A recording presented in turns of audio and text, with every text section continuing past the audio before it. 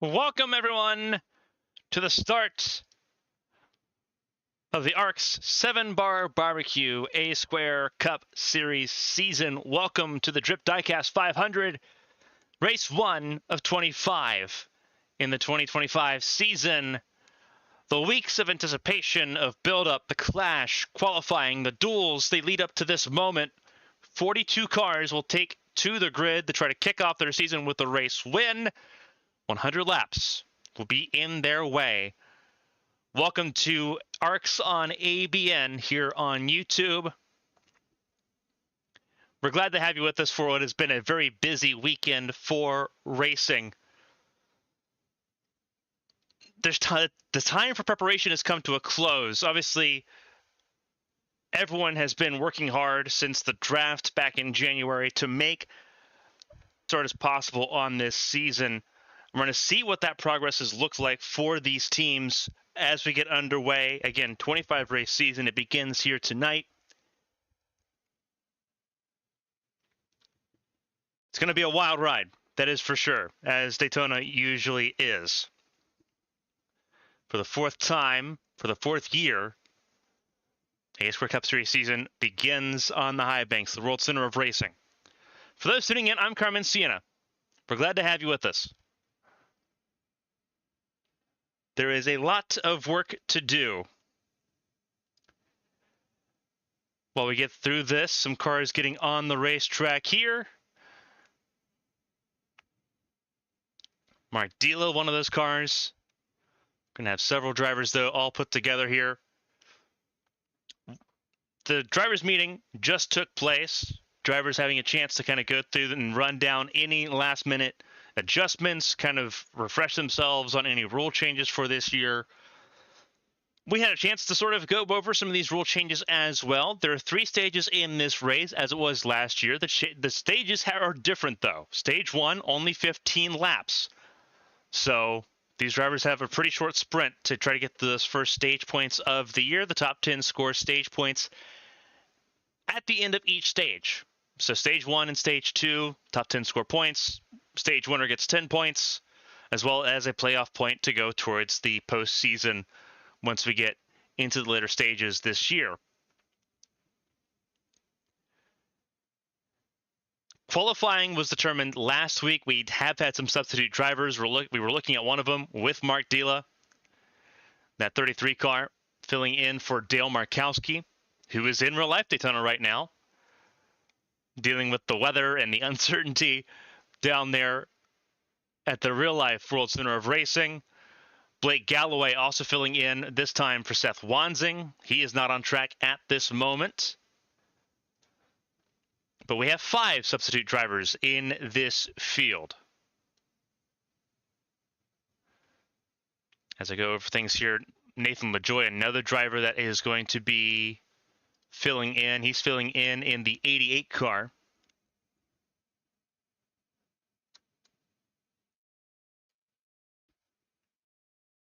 So LaJoy filling in for Ethan Wood.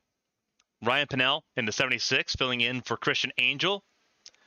And then Tom Sears filling in for Josh Gaiman, who is also in Daytona. So those are the 5 substitutes here. If we have a chance here, just making sure. Connor Knowlton not on the racetrack at the moment. He's been someone that has been a talk of the series the past couple weeks.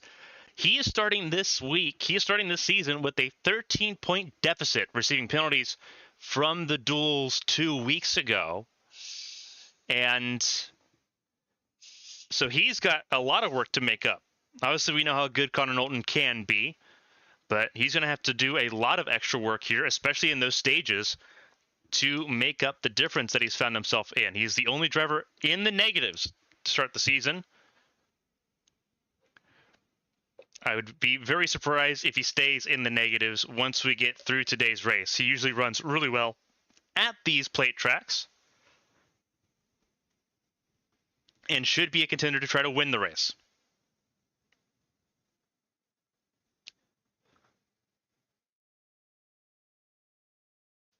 As I mentioned, 42 cars set to go racing here. We'll go over the starting grid in a moment once we get ready to go through the formation laps. But it's going to be a very interesting time period. We'll go through. We'll go ahead and pull everything down for you here. Pulling up the top ticker at the top of your screen. This is kind of just walking you through who is where right now as far as their practice times. The warm-up is not going to be indicative of anything because this is a plate race. Staying in the draft is going to be absolutely critical.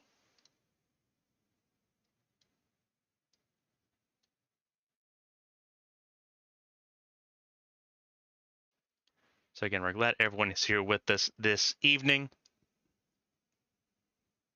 As you see some of this work going on at the moment.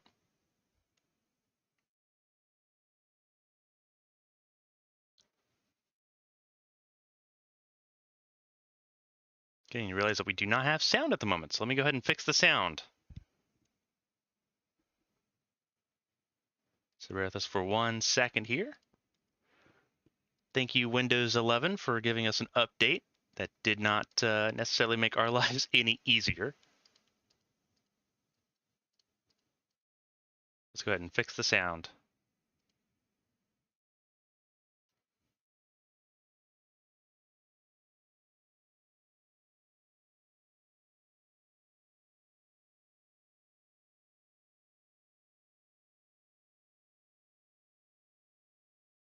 All right, there we go. Sound is back on and in full, which is going to make life a little bit easier. There we go.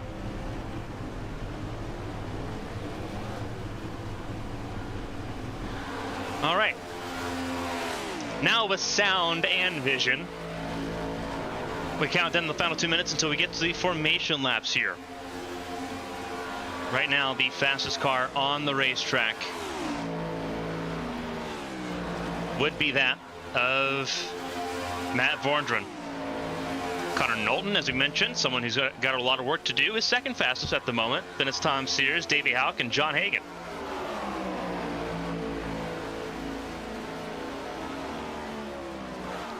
Wanted to point out something while we're working on this here. You're going to see drivers, but some of them have an R beside their name, an R in parentheses. Those are your series rookies in 2025. There is a Rookie of the Year hunt going on right now, a Rookie of the Year award. Drivers that made less than 7 starts over the past 2 seasons, as well as drivers brand new to the A-Square Cup Series will all be considered as rookies going into this season. Matt Vorndren, one such rookie for the night. But a lot of rookies here. You've got Chris Fleming. You've got, just looking through the field, Colin McDonough is a rookie there. Just kind of browsing and perusing through the field. Blake Galloway's a rookie as well. Nicholas Martinez Jr., who will start on the front row in the 48 car. Jared Newton, Jared Merchant. About 13 rookies in this field.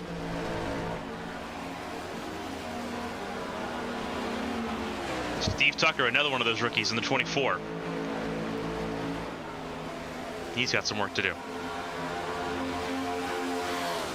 42 cars.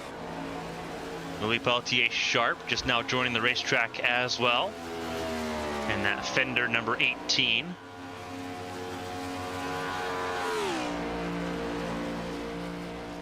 Time has expired, which means it is almost time for us to get to business at Daytona.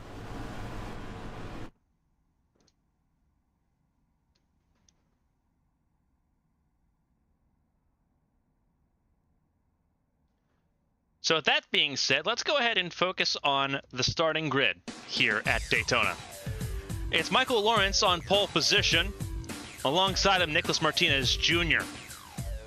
Martinez, an open car, locked himself in by getting on the front row. Everyone else had to race their way in a very wild turn of events there. Row 2 is Riley Mauricio. He's alongside John Hagan in row number 2. The defending champion will start 4th. Marshall Harris alongside Chris Fleming They make up the third row, fifth and sixth. Then you have Steve Tucker and Ryan Pinnell. They are in row number 4. Ryan Pinnell filling in for Christian Angel will stay in that 8th spot as we get things started here. Patrick Overstat and Davey Houck, they will make up row 5. They are the keystone, the gatekeepers of the top 10.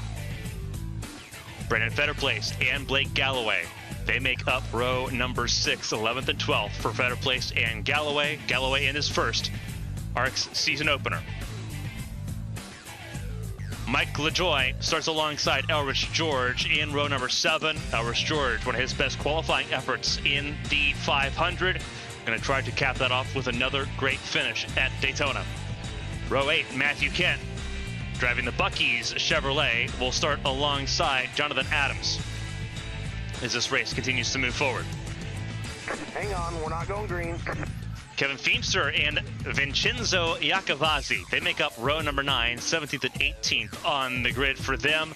They're just ahead of Tommy Withers and Daniel Michel. Withers starting in row number 10 on the inside, Michel in 20th on the outside lane.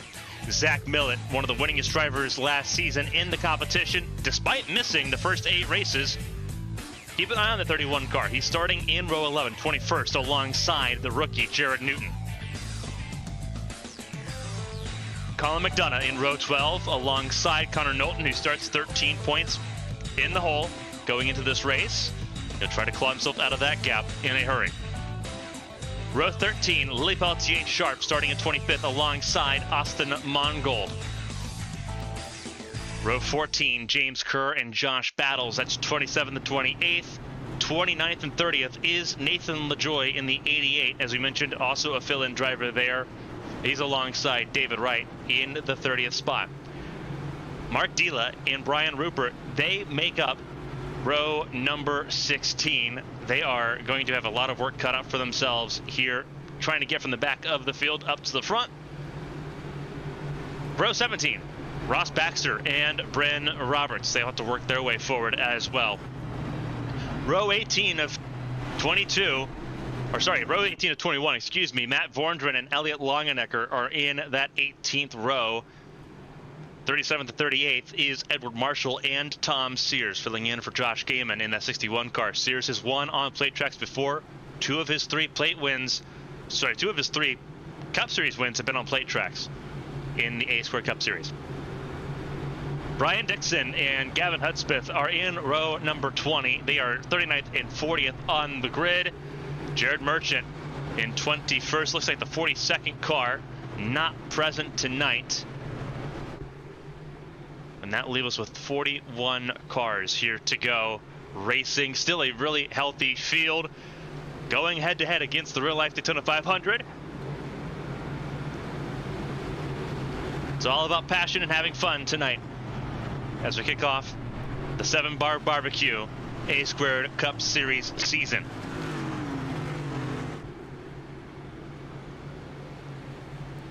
Tonight's race sponsored by Drip Diecasts and Collectibles. You can find them on Facebook just by looking up Drip Diecasts and Collectibles. Thomas Andrews, person hooking up collectibles all around racing, open wheel cars, stock cars, sports cars. You're looking for it? He's probably got it.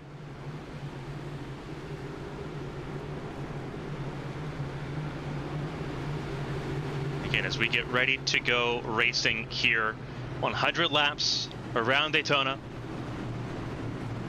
It's the classic way to start off the season. We get to do that once again here in Daytona.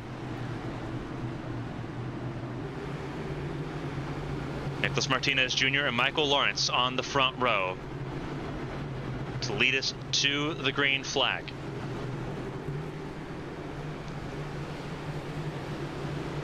It's been a long off season from September all the way to today. That all comes to an end, and a new season begins in earnest. Someone will punch their ticket into the playoffs by the end of tonight's race. Who will that be? We've got 41 potential answers. The pace car takes the left-hand turn down pit lane, and the Drip Diecast 500 is underway. We're racing at the World Center of Racing. Welcome to Daytona.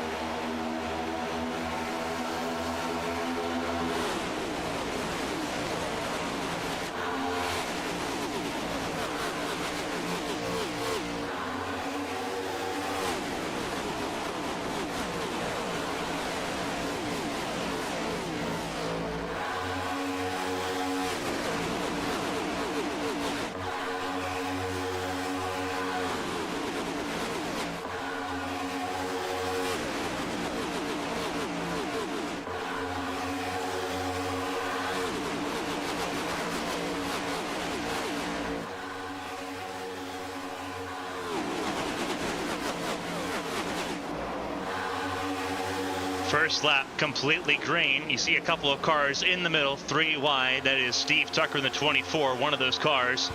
The 5 of Blake Galloway being shuffled backwards on the outside lane. Seems like the inside and the middle are where you're going to want to be to get this race started. Davey Houck in the 21 also falling backwards a little bit, trying to find his place in line. Below the yellow line is the 33. He is trying to get out of the way. That is Mark Dila, as we mentioned, one of the substitutes filling in for Dale Markowski. Going to the bottom of the racetrack, you saw was the red, white, and blue, number 25. That was Daniel Michel. Everyone trying to ride around at the moment here. Seeing all the cars just flying by. Everyone getting themselves up to speed, getting themselves into a rhythm. Remember, stage 1's only 15 laps here in Daytona. Stage breaks are at lap 15 and lap 50. So you don't want to jump your car early here in stage 1 because it's a long 85 laps after the stage break to try to make things happen. Davey Houck's dropped all the way to 26. That's who the camera's focused on at the moment. He has lost 16 spots. The only person that's lost more was Galloway, who has lost 17 spots so far in that 5 car, that HendricksCars.com Chevrolet.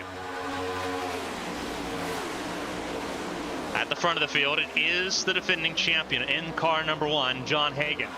Teammates there 1 and 2. It's John Hagan and Riley Mauricio sitting first and second. Marshall Harris sitting in third. Patrick Oberstadt in fourth. Chris Fleming, your top 5 at the moment as things sit on lap number 4 as they go down the back straightaway into turn number 3.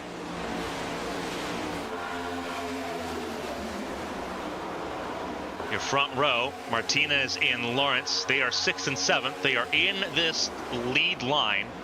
It is Martinez in that 48 ahead of Lawrence.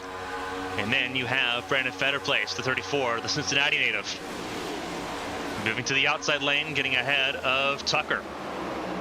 Tucker and then Jonathan Adams.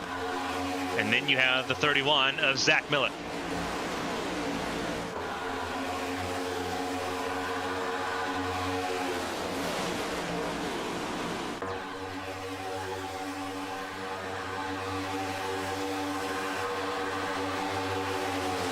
So let me beginning to move forward a little bit. That is Martinez being pushed by Fetterplace. Martinez, one of the open cars, not affiliated with the team. There are 10 teams in the series. SRD Motorsports, Smeel Racing Designs, their top 2 move to the top. Trying to block off that momentum by Martinez and Fetterplace, and it worked. Hagan leads the way still, ahead of Mauricio. There are 4 of those SRD cars in this field. Connor Knowlton's another one, the 2 car in this field. He's further back in the order, trying to make his way forward. Fetterplace moved to the inside, so did Steve Tucker. And they're going to try to get support from Patrick Oberstadt in the 60. And in the 38, that is where you'll find Chris Fleming. Outside lane, not nearly as many cars in that outside lane, but it is moving pretty quickly.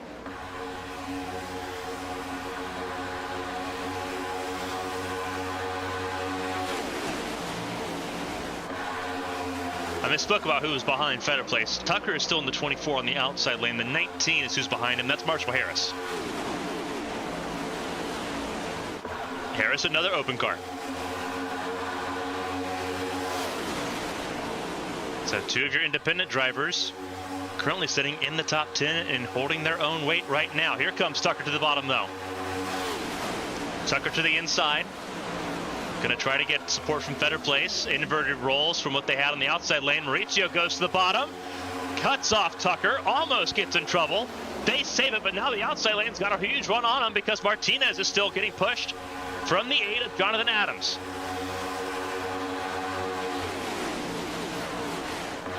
Outside lane right now, as it sits, is Martinez, Jonathan Adams, and then Ryan Pennell, the 76, that Motorcraft Ford, 3rd in line. And then you've got Kevin Feemster, the 17. SRD trying to control both lanes here Tucker in the middle. Martinez peeks to the inside. He's going to go to the bottom now. Tucker gave him space to come in, and they're going to try to hook up to get to the front of the field. Mauricio can't block him now.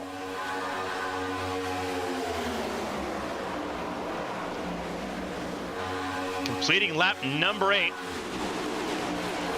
That was close at the line. I think Hagan still led that lap, but Martinez and Tucker have a lot of steam. A little bit of side draft by the defending series champion. You do not want to risk your race this early. Martinez cuts off Hagan. He moves back to the top.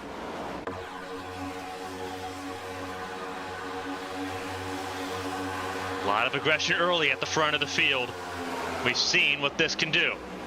Hagan gets to the bottom of Martinez. Gets to the inside, gets support from Tucker. Mauricio has to help out Martinez right now. Not a lot of work you can do at this point as they jockey back and forth. Martinez tried to get to the inside. Tucker checked up a little bit to give him a chance. Martinez actually led that lap as the SRD teammates were trying to hook back up together.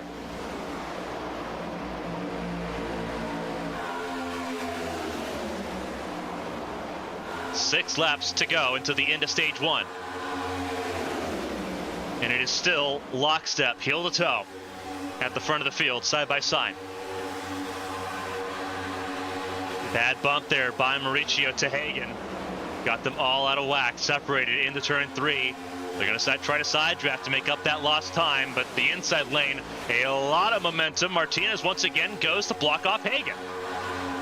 Instead of just working with Tucker, Martinez really trying to just hamper down Hagan and Mauricio at the front of the field on that outside lane. So far it's working. That's 2 laps led now for Martinez. Back to the inside lane ahead of Tucker. Better place in the 3rd car in line on the inside lane. He's watching all of this kind of take place. He's got a very careful dance to play because you don't want to push the pusher. You don't want to push the 24 in this situation. But that's exactly what he's doing down the back straightaway. Lets off into turn 3. But they had a 3-car train hooked up there going down the back straightaway, and you see the effect that it has. Tucker is now clear of Hagan, and they have the ability to play both lanes now if they so choose. That is a 2-car tandem that is absolutely hooked up. It won't stay that way for long. Tucker's going to have to worry about managing the temperatures to that 24 car.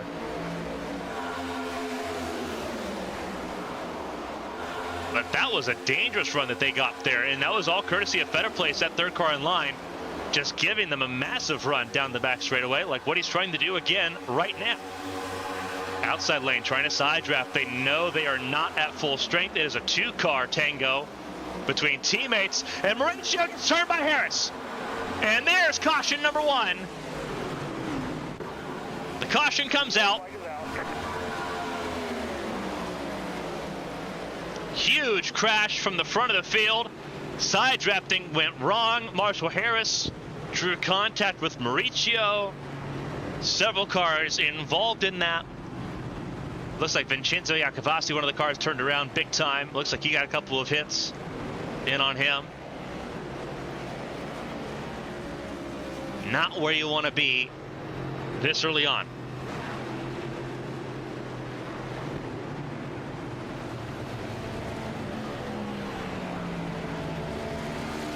Again, that was a lot of work there. You see Riley Mauricio, one of the cars involved.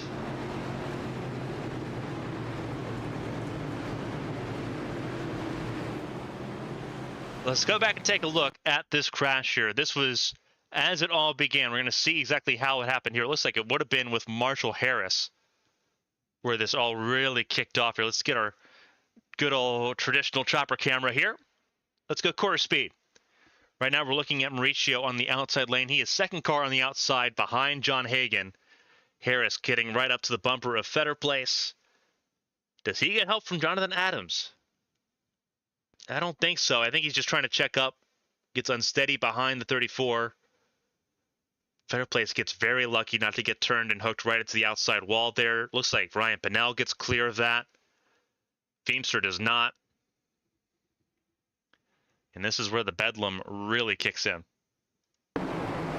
Everyone trying to desperately get out of the way.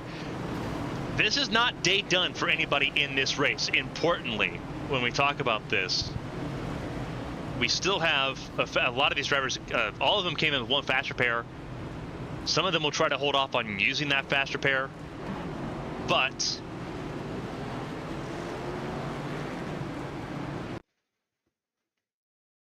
a lot easier said than done. We'll go back with a little bit more here and see if we can ride on board. We'll see if we can ride on board here actually with Ryan Pennell, the 76 car. See what his perspective on that looks like. This is on board with him. Go roof camera here. Yeah, very close there for the 76, but he got through it just fine.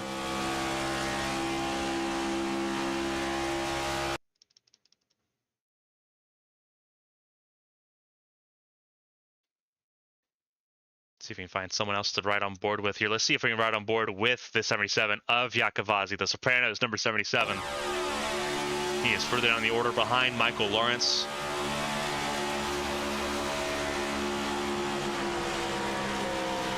And obviously just there's nowhere to go at that particular point in time. And you see Diecasts got ran into from behind.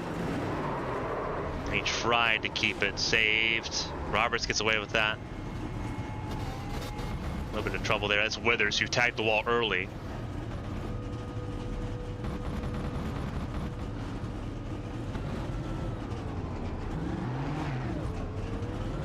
Let's see if we can actually ride on board there with Tommy Withers. You see, he's already in the wall by the time we even get to him.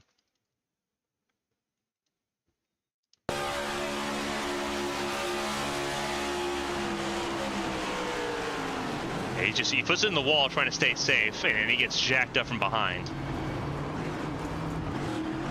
Daniel Michelle gets hit as well.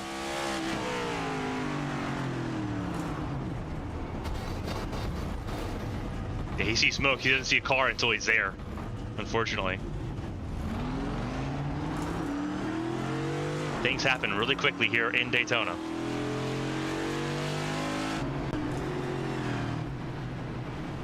So stage one ends a couple laps early here in Daytona. Multi-car crash here at the World Center of Racing has put a pause on activities a couple laps before scheduled.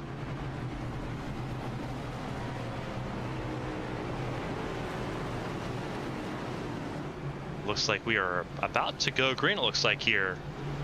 Double checking, yeah, the lights are out on the pace car.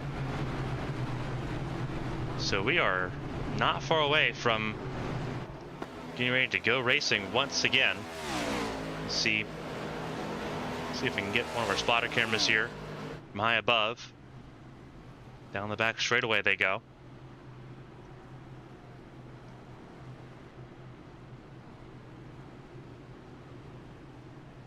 So here's your top five as we get started once again. It's Nicholas Martinez Jr., Steve Tucker, Brandon Fetterplace, Marshall Harris, who got away with that. He's still in the top five alongside Ryan Pennell.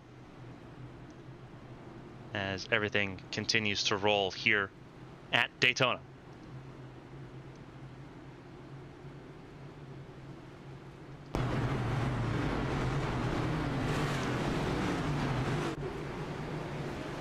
After 14 laps completed, we come to start lap number 16. This time by.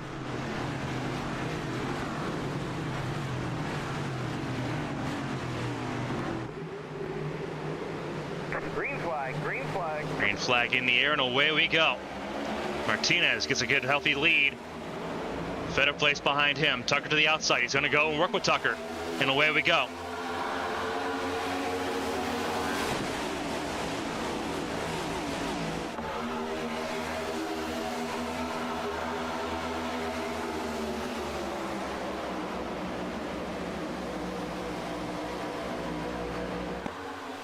Next stage break is in lap 50. These cars will have a pit stop to make before we're said and done.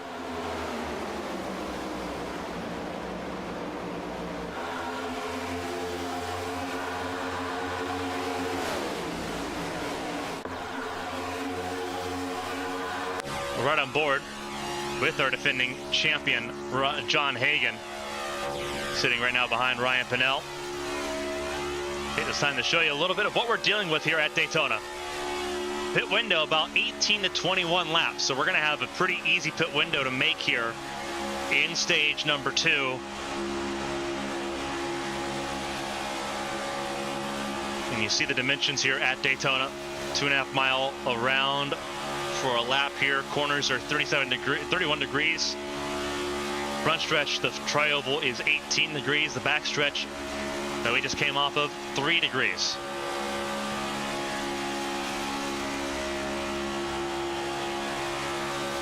You see Hagan from 22nd all the way to the front of the field, doing an outstanding job.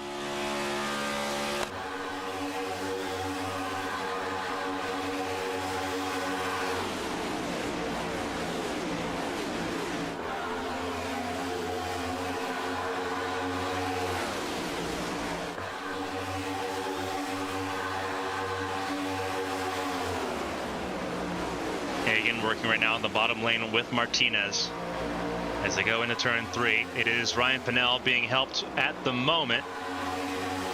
That is Mike LaJoy, the 29, behind Ryan Pennell on the outside lane. And then Bryn Roberts and Davey Houck. And then Jared Merchant, the 68, 5th car in line on the outside. Hagan back out at the front of the field.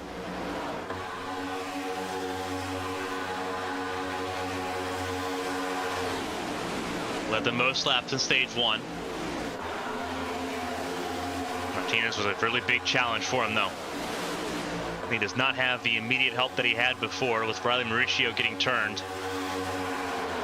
His other teammate further down the order on the inside lane is Connor Knowlton, the 2 car. So Knowlton is moving forward, as is the 00 Matt Borndren, who was fastest in final warm-up.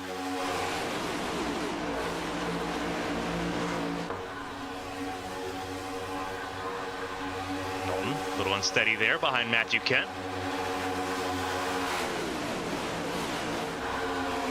Martinez being helped by Steve Tucker as Hagan moves to the outside lane to get help from Ryan Pennell. It has backfired. He's already been cleared by 2 cars. By the time they even get through turn 2, what Hagan did do is he slowed down Brendan Fetterplace, doing a lot of side drafting. It's all a track position game.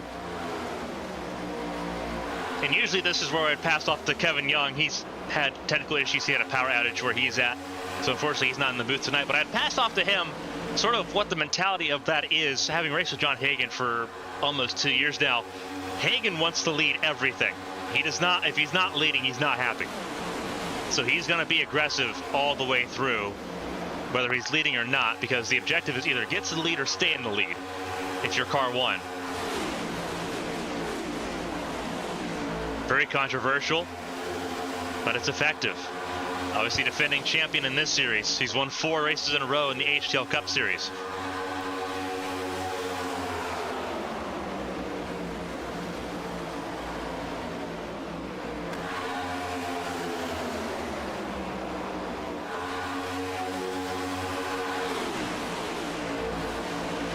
He's one of the masters at the new age style of racing, of either bringing home the checkered flag or the steering wheel. He's going to lead this lap over Martinez, and then immediately lose it right at the start finish line. So keep an eye on that. The outside lane really dying off on the front straightaway at the moment. Let's see if we can get a dial on where Hagan's at telemetry wise. Here's the driver data for John Hagan, your defending champion. Leading the outside lane, 197 miles an hour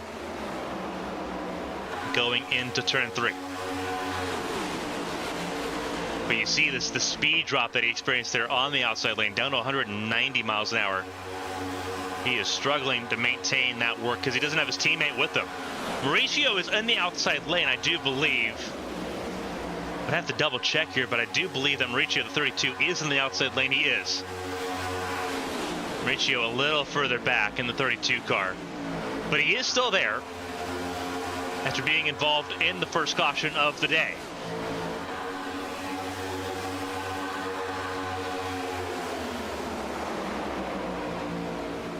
You see the speed difference. Mauricio having to let off the gas a lot earlier there. Still gets to 198 too. He's behind the 0-3. That is Brian Dixon at the moment. John Hagan just trying to get to the inside lane. Davey Houck lets him in on the inside lane. The outside lane withering and falling apart, with Hagan now sitting 6th on the inside lane.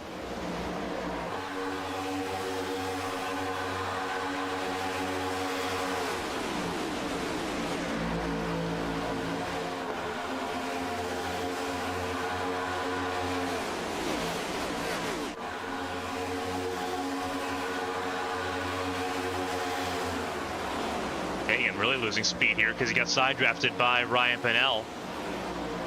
Outside lane trying to work without him. That's Mike LaJoy in the 29, Brendan Roberts in the 68, as they were when Hagan was leading that lane. They are now trying to leave him behind. It is a 5-car breakaway at the front from Martinez to Zach Millett, the 31. Tucker, Fetter Place, and Harris in the middle of those, as the outside lane tries to provide some sort of rally to contend with the rookie Martinez.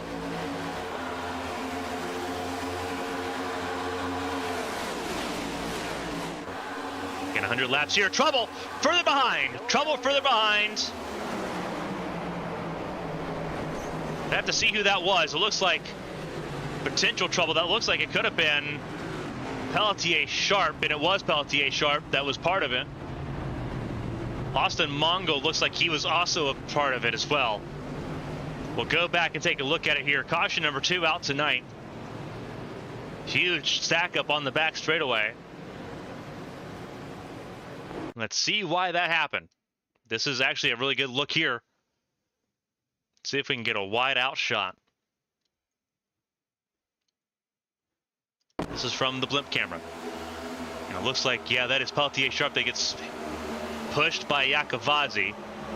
Mongo and Pelletier Sharp, they're both going to hit the inside wall here. Ooh, not good for either of them there. Looks like it was a push from Iacovazzi.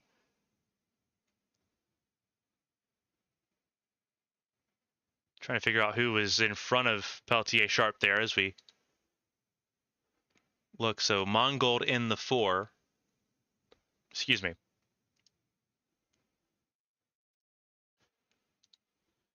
That was Gavin Hudspeth, the 83, that was in front of Pelletier Sharp there. And then you see Iacovazzi, who did not get away from this scot-free. Playing it in quarter speed here, AV in slow-mo. Just a bad bump from Iacovazzi out of the corner while Hudspeth was in front of Pelletier Sharp. Iacovazzi tags Mongold, who almost gets away with it. Pelletier Sharp almost got away with it as well. See the 88, that is Nathan LaJoy getting through, Daniel Michel getting it through as well. Sort of see where Vincenzo Iacovazzi goes from that point. See if we can get an onboard here of Iacovazzi. This is on board with the 77 out of turn number 3. I'm sorry, out of turn 2. A little bit of damage on the 77, not nearly as much as what it was on the 18 and the 4.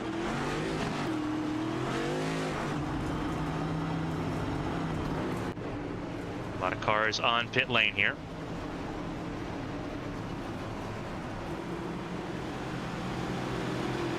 It will top off of fuel, and this is going to get them close to making it on fuel to the end of stage 2.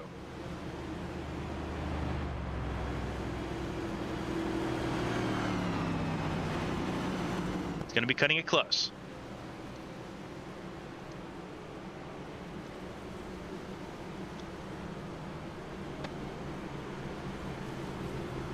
Martinez, Fetter Place, LaJoy, and Millett, your top 4. Ryan Pennell, your top 5. Well, you have a chance. We'll go ahead and break down the weather and what it's looking like right now. Pretty dry as far as the humidity is concerned, less than 0.5%. in the humidity. The track temp 86 degrees, air temp 71 degrees. Not a bad place to be this time of year. Winds, they are pretty high, and that's going to have an effect on how these cars perform, especially in the draft.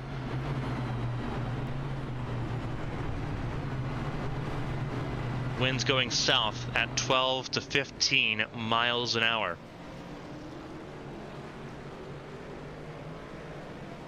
Good part about it, unlike what we're seeing in real life, clear skies forecasted for the entire duration of the Drip Diecast 500.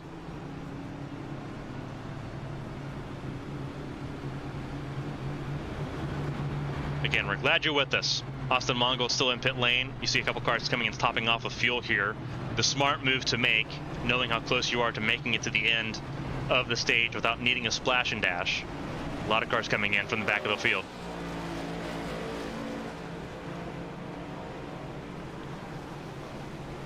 We are in stage 2 for the Drip Diecast 500 here in Daytona. We've completed 28 laps of the scheduled 100 here at the World Center of Racing. The first 25 races in the 2025 season.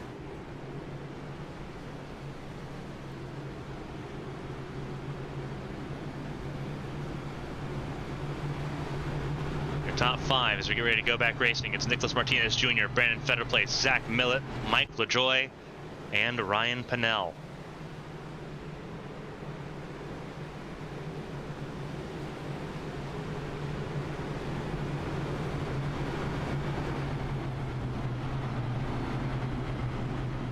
Take the time to shout out a couple of the sponsors for the series. KJF Design, you see on the overlay graphic here, as part of the top 5, but also the poll award presented by Just the Top Editing.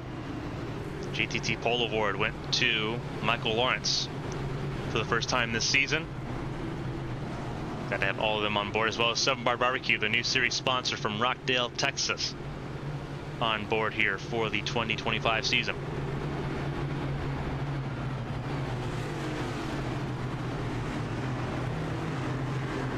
Getting ready to go green from the second caution of the night. A 3-car chain reaction crash involving Vincenzo Iacovazzi, Lily Pelletier Sharp, and Austin Mongold. The base car will take the left-hand turn down pit lane. Green, green, green. Once again, green flag flies, and away we go here at Daytona. The cars will build up the speed.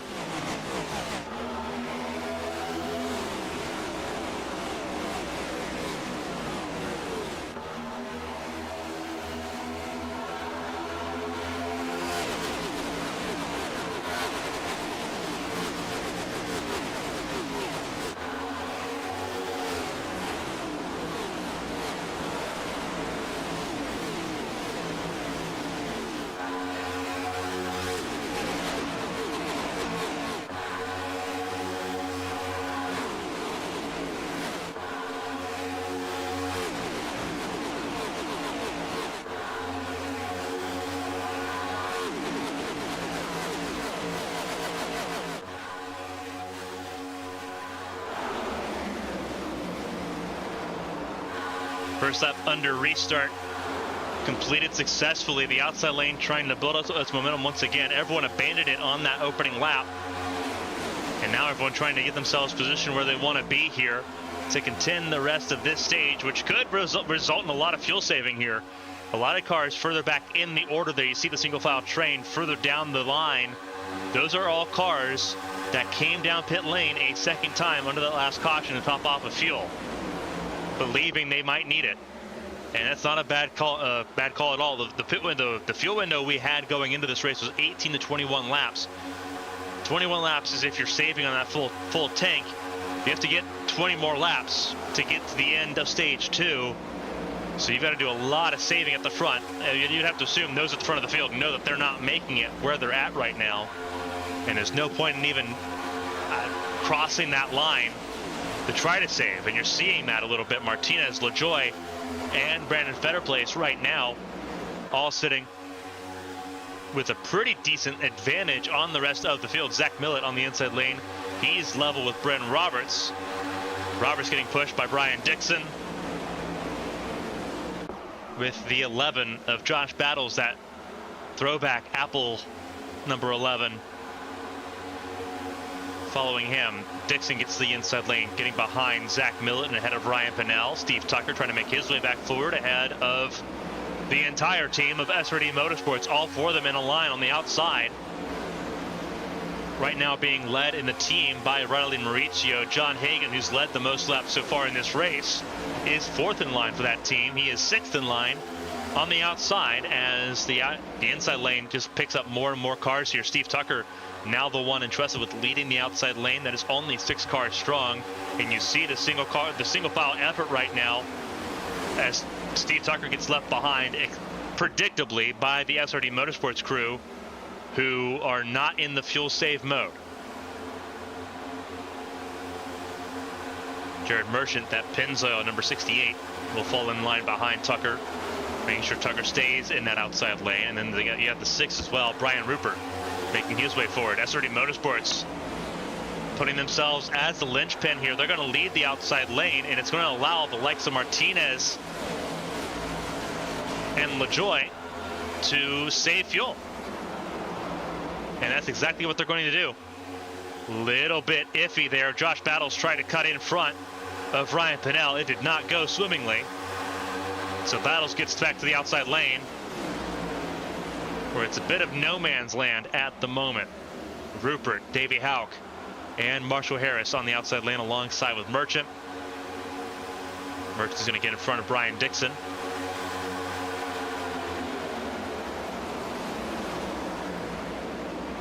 It's going to leave Brian Rupert and company all alone. And you see the single car line, the single car train at the moment.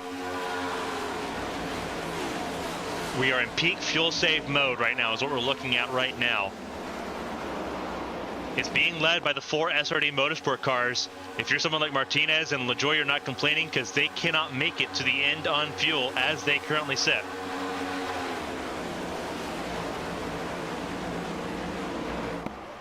Keeping them at the front of the field will make sure that they're not going to be allowed to save fuel. Rupert gets to the inside lane, the outside gaining a couple of cars. That was Lawrence a little bit further back. James Kerr also on the outside lane, the 75. And then Chris Fleming.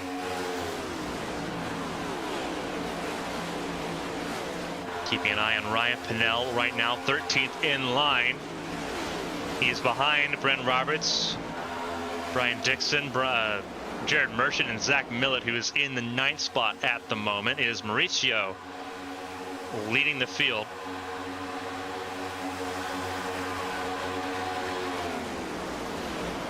On paper, Mauricio should be one of the stronger drivers this season. Mauricio coming in with the highest I rating of any driver in the field, over 5,200 I rating.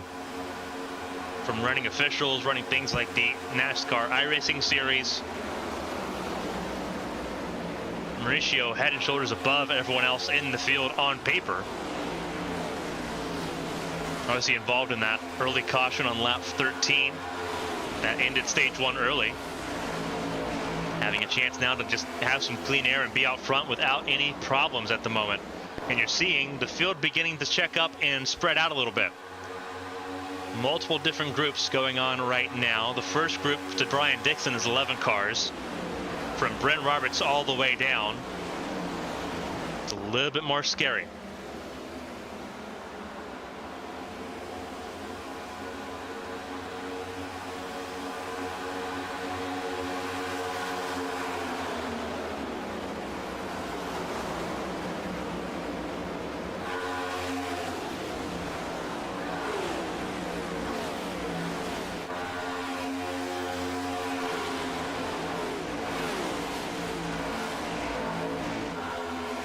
Third group that we saw in the very background was led by Jonathan Adams, all the way down to 33rd.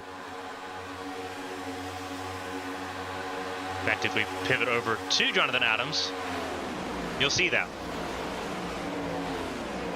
And that's where you'll find Adams, David Wright, Iacovanzi, Hudspeth in the 83, also in that group, Colin McDonough, Mark Dila, Tommy Withers, Blake Galloway, and Austin Mongold. But all 41 cars that started this race are still running at the moment.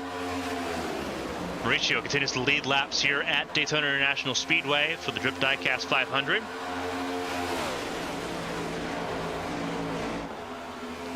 Season opener of 25 rounds in the ARCS 7-bar barbecue Ace Career Cup Series season.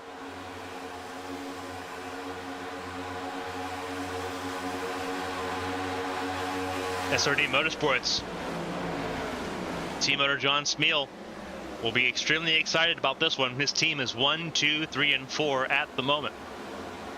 Type of dominance we usually see B-Tron Racing pull on. Right now it is SRD at the front.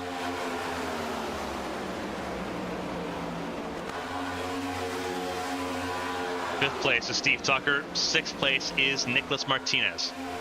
And as we mentioned before, fuel mileage, fuel saving is the name of the game right now. That's why no one's contesting the top 4 as they were at stage 1. They weren't saving in stage 1, they are now.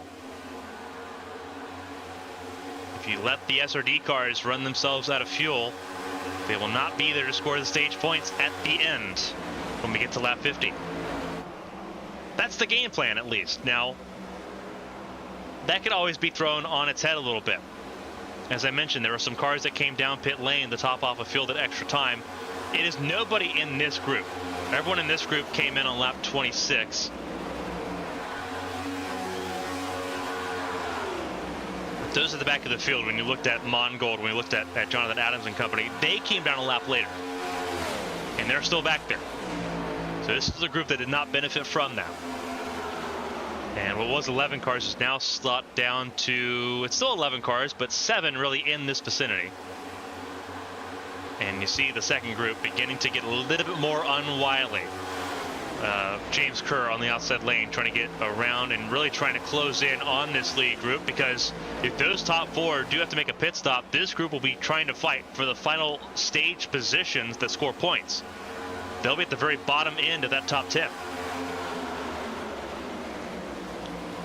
But what they want to do is they want to catch up to the lead group so they can battle for all the stage points. That's what they would like to do at the moment. They have fallen a little too far back to be comfortable. They are now 4 seconds away from Brian Dixon, who is in 11th.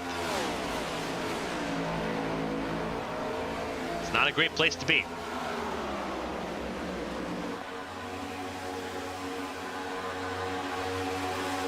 See Mauricio, your current race leader at the moment. Kind of getting up to speed on where everyone's at right now. From Mauricio all the way to Brian Dixon in 11th, less than 2 seconds, 1.3 seconds. Very reasonable for a single car train. All the way back to James Kerr. From Kerr to Mauricio, it's 5.3 seconds right now. And they have left behind that second group, which has Bryn Roberts leading it. He is 6.5 seconds away from the race leader at the moment, with less than 10 to go in the stage. Gets a little bit more complicated the further back we go. Elliot Longenecker is 11.5 seconds away from the race leader, but they're not worried about stage points. They want to battle for the race win and get themselves into stage 3 comfortably. And that's exactly where they're at right now. Elliot Longenecker in 22nd has collected those that were in that very last pack. So from 22nd to 41st, they're all in this final group right now. Austin Mongold, very last car right now, just sitting and riding in that 4 car. 15.9 seconds away, almost half a lap behind Mauricio. But again, they're just riding because it's all about fuel saving and making it to lap 50 and resetting for that final half of the race.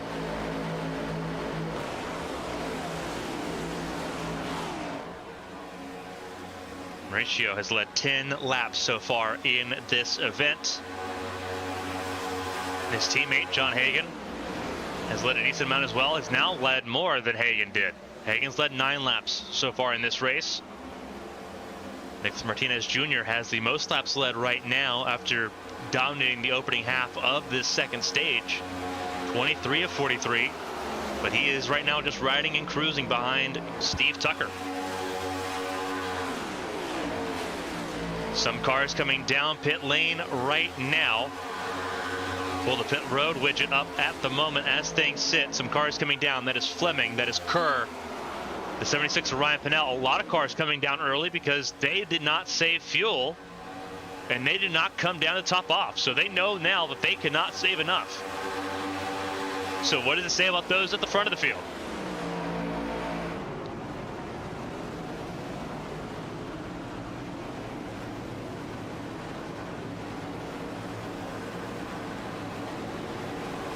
They're going to stay out here.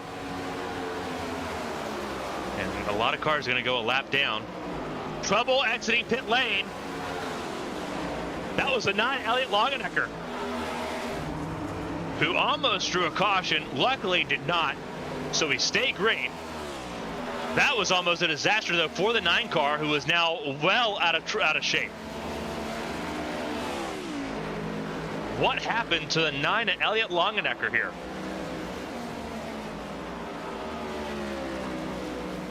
We'll pivot to take a look at the replay here and see what happened. They are 4 wide exiting pit lane. This is full motion as the leaders were going on through. 4 wide, that is with the 33. That was really close. A couple more cars involved in that. I'm not sure who that was all involved in this. Looks like it would have been Elliott Longenecker, Mark Dila, Colin McDonough, and Brian Rupert would have all been in that group. More cars down pit lane. Millett, Tucker, Martinez, Fetterplace, Dixon, Harris, Galloway, Withers, Mongold, Roberts, they all came in. Top 4 still staying out for SRD Motorsports. And here they come on their own. 4 cars down pit lane. A lot cleaner pit stop there. Ooh, almost contact there between Hagan and Mauricio, but they all keep it clean. We'll keep an eye on their pit stops as they come down. Mike LaJoy, Matt Vorndren, they all came in as well. Same with Jared Merchant. More cars coming in at the moment, so we're going to keep an eye on the 24 and the 48, because they might be able to recycle into the front of the field here in the final moments of stage number 2. SRD Motorsports just now leaving pit lane. They're going to definitely get by them here. Yep, there they are.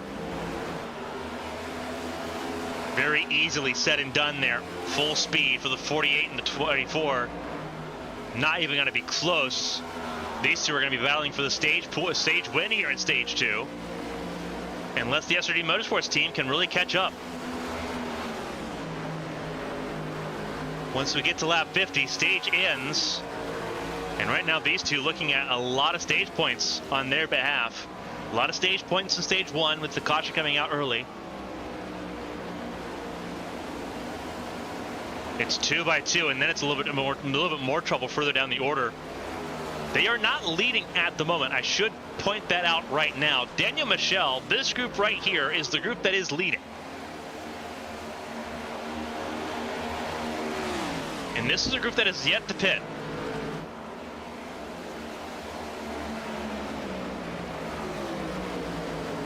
They are in maximum fuel save mode right now. And you're going to see what that looks like from those that are saving and those that are not.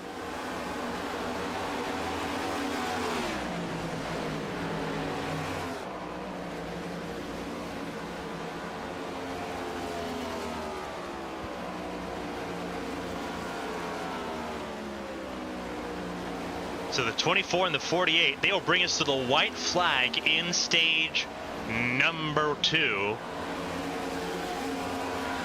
And they are untouchable right now.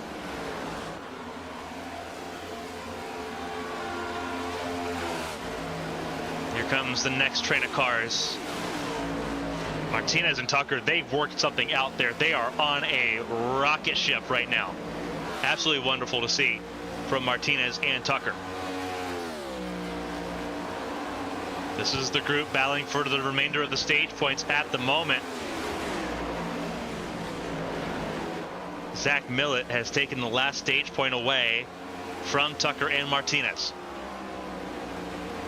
It will be Tucker Martinez that lead and grab the stage points here in stage 2. And the caution comes out.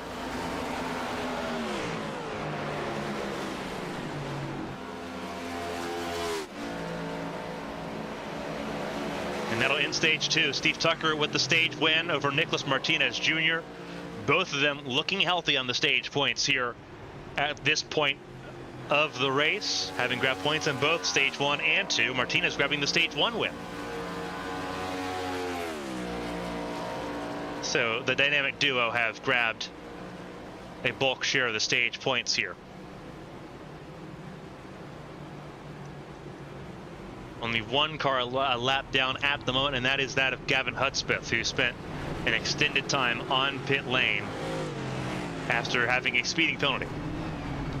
So he will, I think, potentially be the free pass recipient, I do believe. He's the only car not on the lead lap. Nathan LaJoy, the 88, was in danger of going a lap down, but stayed on the lead lap.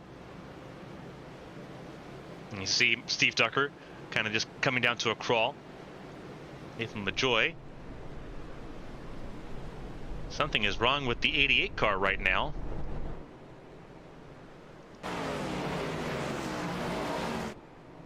Both the 99 and the 38, and the 88 are at a crawl. Very unusual there. But the field will come down pit lane. And we will get ready for stage 3, the final stage of this race. Oh, I think they ran out of fuel. That is exactly what happened. Newton and LaJoy, they ran out of fuel. That is exactly what happened in the 98. That's heartbreaking.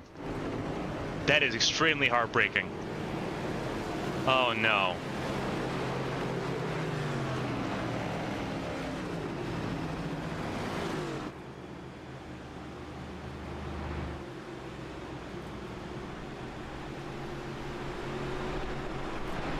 They did the fuel save, but they ran out of fuel under caution. And they are the 88 is still stricken.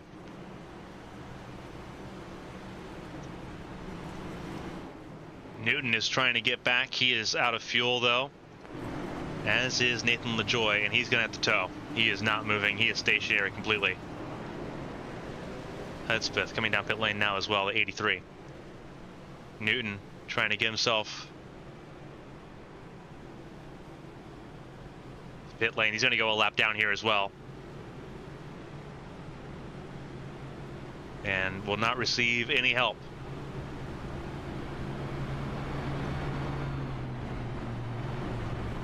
Nathan LaJoy jumped to pit lane. He'll have to get towed back.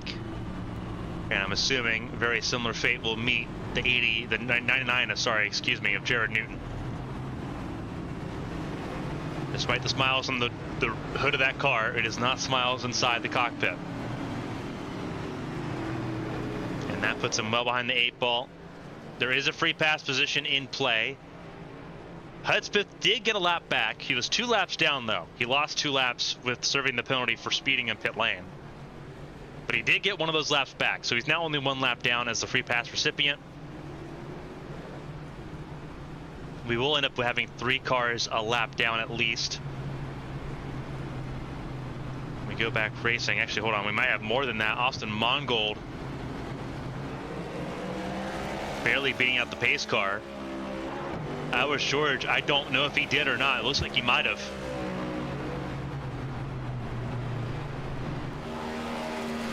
Very close there for the 40.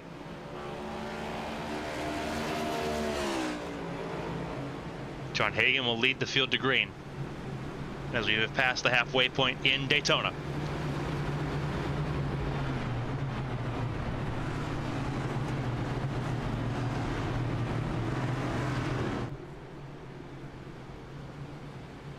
For those tuning in, we're glad you're joining us here for a wonderful night of racing. Whether you're watching the real life race at Daytona or this one, welcome to ABN's coverage of the 7-Bar Barbecue A Square Cup Series Drip Diecast 500 here on the high banks at the World Center of Racing. I'm Carmen, Sienna. We're glad you're with us here tonight for what has been a very fun race here in Daytona. It's been an absolutely wild race. We've got a little bit of everything. Some fuel saving in stage 2. Wild, just slug them out fight in stage 1. We've had 3 cautions in this race, including the stage breaks, to get us through the halfway point.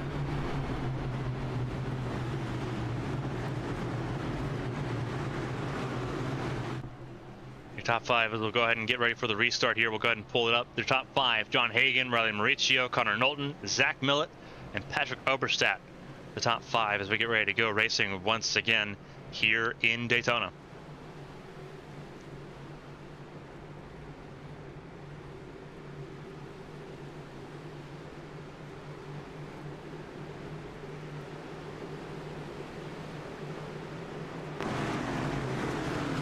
They're going to get ready to go racing once again to kick off stage number 3.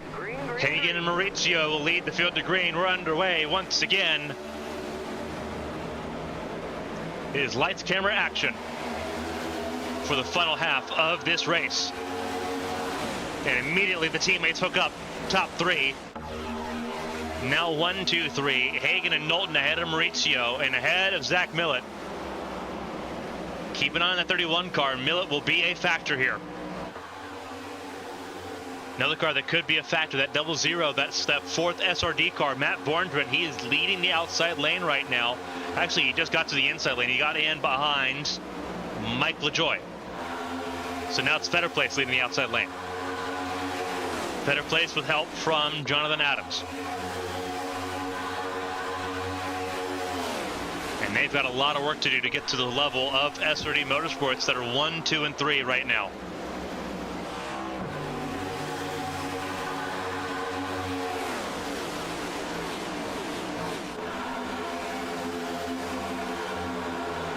Colin McDonough and Mark Dila coming down pit lane to serve penalties. Leading pit lane now is the 88 and Nathan LaJoy. Everyone's scrambling right there. You saw all the melee, and there's trouble. Huge trouble, huge accident. Davey Houck's involved. Blake Galloway spun around. 4th caution of the night, and it's a huge checkup that just wouldn't stop being piled into. And that should give Gavin Hudspeth the free pass, the 83. So he will end up back on the lead lap here. Now that was a time bomb waiting to explode. Plus, I Pelletier Sharp had a piece of it as well. And this will be something to digest a little bit. This all started way up the racetrack, and this is very interesting.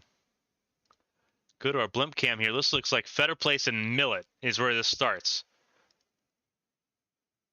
Oh, 100% it is. It's because SRD Motorsports. Mauricio tries blocking off Millett.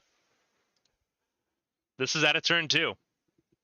Millett in the 31, Fetter Place the 34. Mauricio, the 32 car, moving to the top lane, moving to the wall.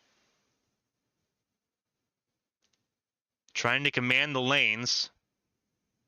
And then he doesn't commit to the outside lane. So Millett opens the gap a little bit. Because they're not helping SRD Motorsports. SRD Motorsports are not popular in the A-Square Cup Series garage. Very unpopular characters with Knowlton, with Hagan. Mauricio has put himself up there. And everything really just kind of builds up behind when you look at everyone further back in the order here. Believe that is Ross and Baxter that goes around backwards. As the first one turned. Yeah, it's Pelletier Sharp checking up for Steve Tucker. So she gets turned around again, trying to check up. Everyone just trying to check up for the accident that's not happening. And Iacovazzi and Pelletier Sharp once again involved in this one. Iacovazzi once again running into a car to trigger the accident. So he's potentially, now it's happened twice. Iacovazzi's probably going to end up with a penalty here. He's probably going to have a points deduction. At least 10 points, if not 20. And that's not going to be helpful for Iacovazzi at all. And you see the melee, and we'll unpause it, and Hudspeth, I think, actually will not get the free pass because he was in the accident. You saw the red number 83 going through there. He's definitely not going to be the one that gets the free pass. Back to live pictures here. A lot of cars on pit lane. Mauricio, Fleming, Galloway, George, Pelletier Sharp, Mongold, Baxter. Mauricio in a lot of trouble at the moment as that front car in line because of how he hit the wall. He hit the whole wall really hard on that right front fender, and that's really going to hurt him. Cars leaving pit lane. That's Hudspeth, one of the cars rolling, as is Pelletier Sharp and Elrich George.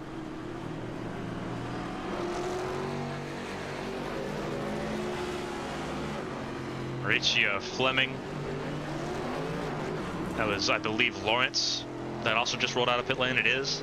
So Mauricio Fleming, Galloway, Mongold, Baxter, and Dila still on pit lane at the moment. That is 6 cars right now on the pit lane.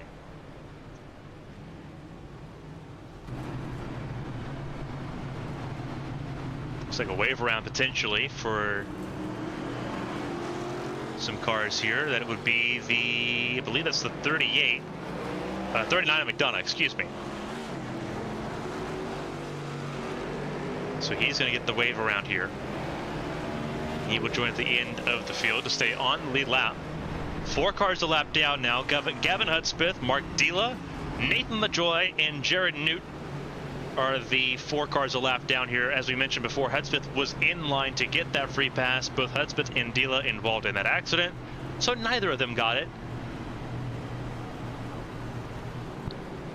Nathan LaJoy 2 laps down, and Jared Newton, his race has come to a close after 49 laps completed.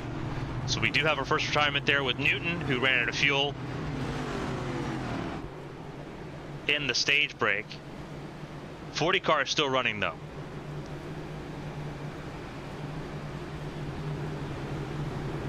Your top 5 as we get ready to go back under green: Hagan, Knowlton, Millett, Mike LaJoy, and Nicholas Martinez Jr.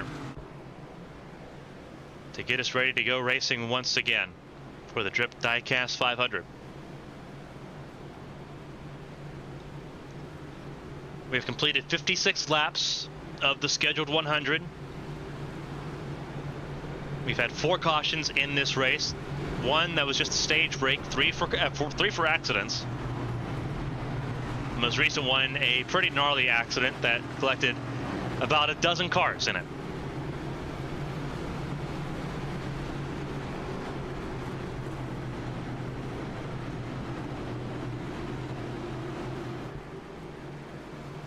As we go back racing, 40 cars still with us. Jared Newton, the only retirement from the event. And it'll soon be showtime once again.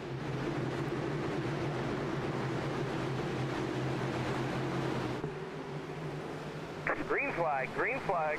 Green flag in the air, and once again we go racing here at Daytona. 43 laps to go in the Drip Diecast 500. Teammates work together to just pull away immediately. That is Knowlton behind Hagan with Mike LaJoy in 3rd, Zach Millett in 4th. He got single file there, and then you have the battle for 5th between Merchant and Martinez. Jared Merchant in the 68. Now Pennzoil Ford. A little bit of trouble further behind. That was Vorndren, the guy out of shape. That was the 00. That was in a little bit of a hassle. That was Brian Dixon who was giving him a shove. And that trouble allows a new race leader to be crowned here. Jared Merchant will lead his first lap in the race. So Merchant leads at Daytona ahead of Adams and Michelle. And look at Lurkin Tom goes to the inside. Tom Sears leading the inside lane ahead of Iacovazzi, who has survived 2 accidents so far in this race to get himself into the top 10. And he's going to have a little bit of support from the 11 of Josh Battles.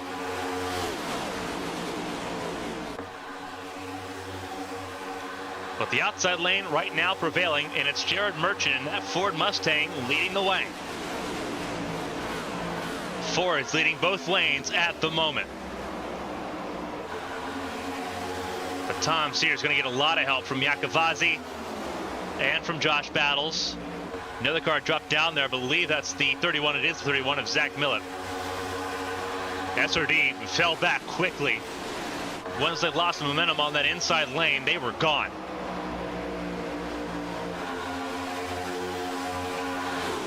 Tom Sears trying to lead his first laps here today. Failed to qualify in that 14 car he ran 2 weeks ago in the duels with Josh Gaiman in Daytona, in real life Daytona.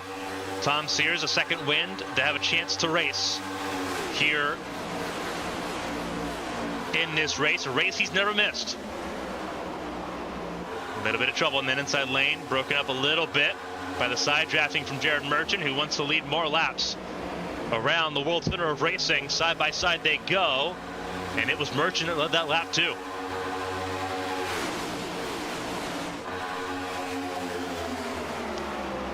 Some veterans and some rookies all put together here at the front of the field. Nathan LaJoy, that orange and blue, number 88, leaving pit lane. Once again, laps down. And it is a wild time. Look at that image down the back straightaway. Middle 3 wide. That's where you'll find Tommy Withers and Davey Houck.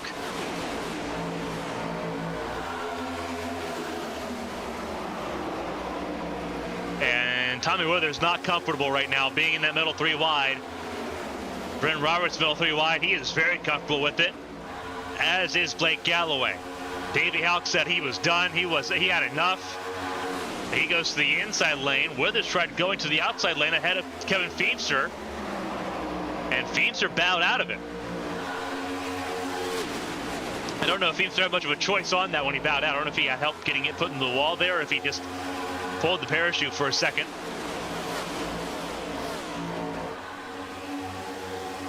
Withers still 3 wide with support from Bryn Roberts, as Fetter Place drops all the way back and moves to the outside lane in that 34 car. Fetter Place now down in the 24th position and counting.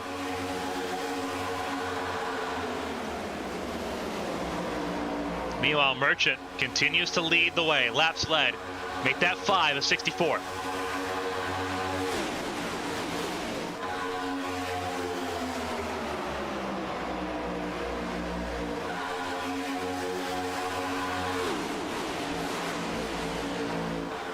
Merchant with 5 laps led in this race so far today.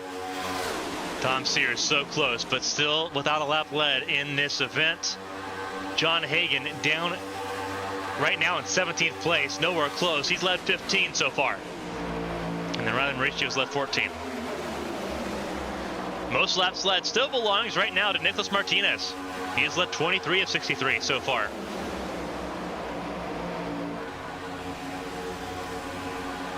Nathan LaJoy in pit lane again.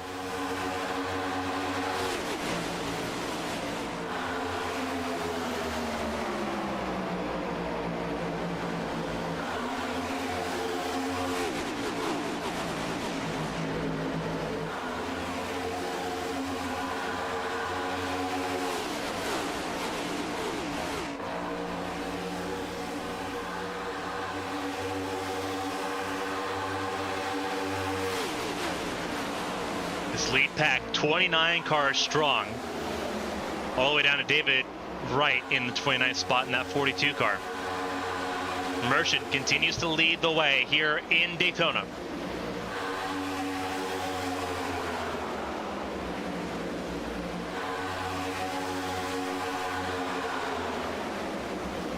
Merchant riding in a Shell Pennzoil scheme that is won at both Daytona and Indianapolis, thanks to Joey Logano and Joseph Newgarden. He's trying to do the same thing on his end and open up the season with the race win. He has emerged late. We still have a pit stop to go in this race. It is not clear sailing here in Daytona.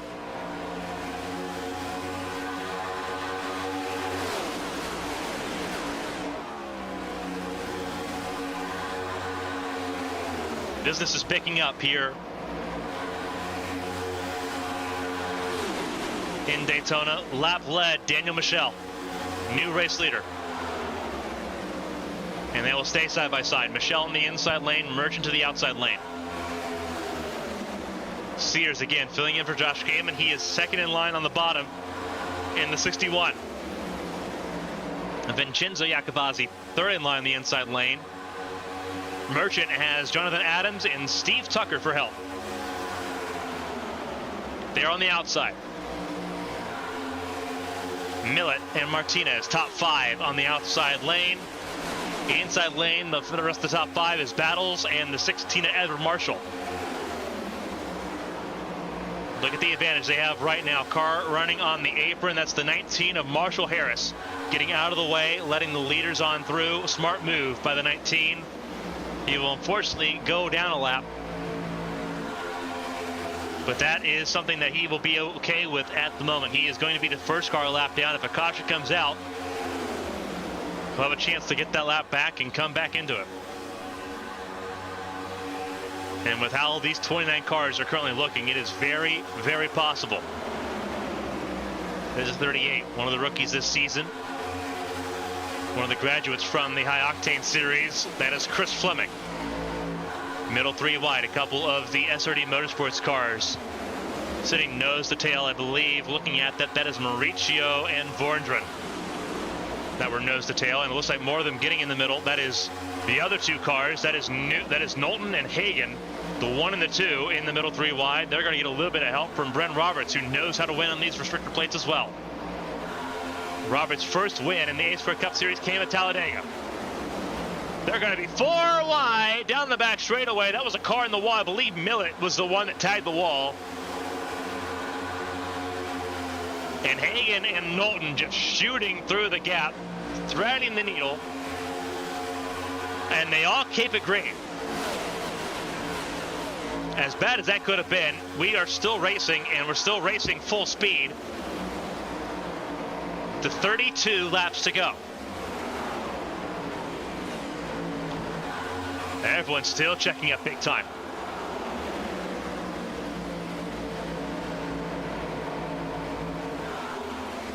But it's working out a little bit. Hagan and Knowlton, 11th and 13th. They're battling with Tommy Withers at the moment. Inside lane, still pulling the charge. Jared Newton has been thoroughly dispossessed from the race lead by Daniel Michel and Tom Sears. A little bit of a bad bump there between Fleming and Bren Roberts, but they keep it safe. It just will not help the outside lane at all. Daniel Michel leads the field here. 31 to go. This is usually about the time we say this is 31 to go in regulation. Very important to keep in mind here. There are unlimited green-white checkered attempts, unlimited overtime attempts to try to get this race to end under green.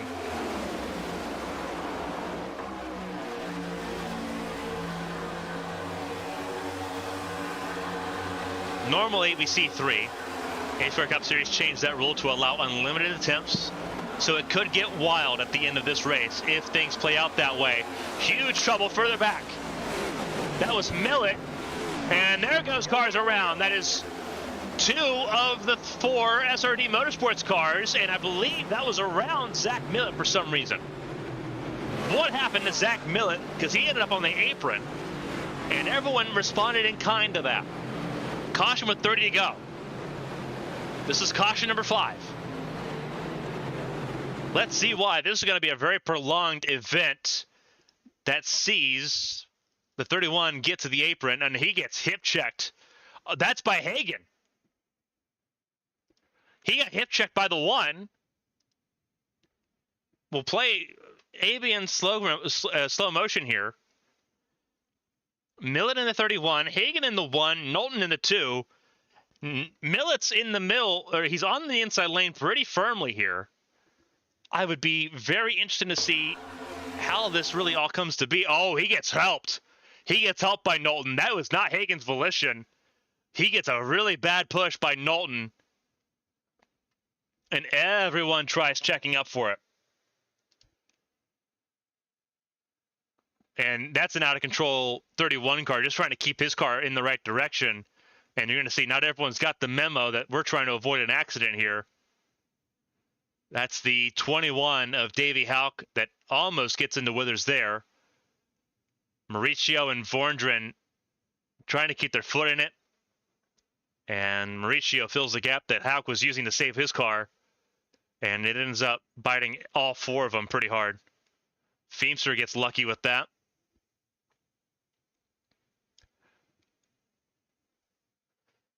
I don't think everyone does, though. That is the 60 of Patrick Oberstadt, the Castrol Ford that does not get so lucky, and Fetterplace clips him as well. And Oberstadt, so Fetterplace really out of control on that one. Ryan Vanel gets lucky to get away from that one. Very unfortunate how that all played out. Again, it's a very long process here. Let's keep an eye. We'll see if we can actually move our camera to that of Connor Knowlton, who, remember, was 13 points behind the hole going into this race.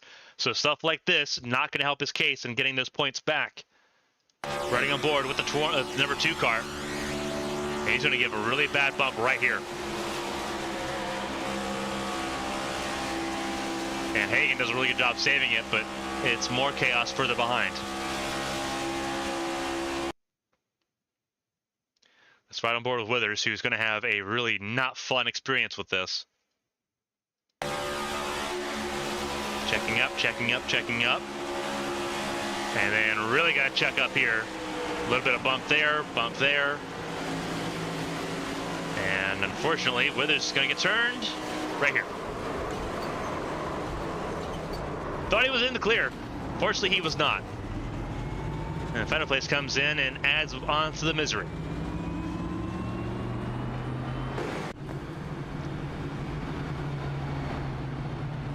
So that'll reset us here with less than 30 laps to go. Interestingly enough, we're still going to have a pit stop here in this race. Despite the caution we're in right now, this will not be enough to get people to the end of the race. There will have to be either a lot of fuel saving or everyone's going to have to make a splash and dash at the end. And I'm not surprised seeing this right now. A lot of cars electing to right now just take the loss and stay out. Try to get yourself closer to lap 80 to make that final pit stop.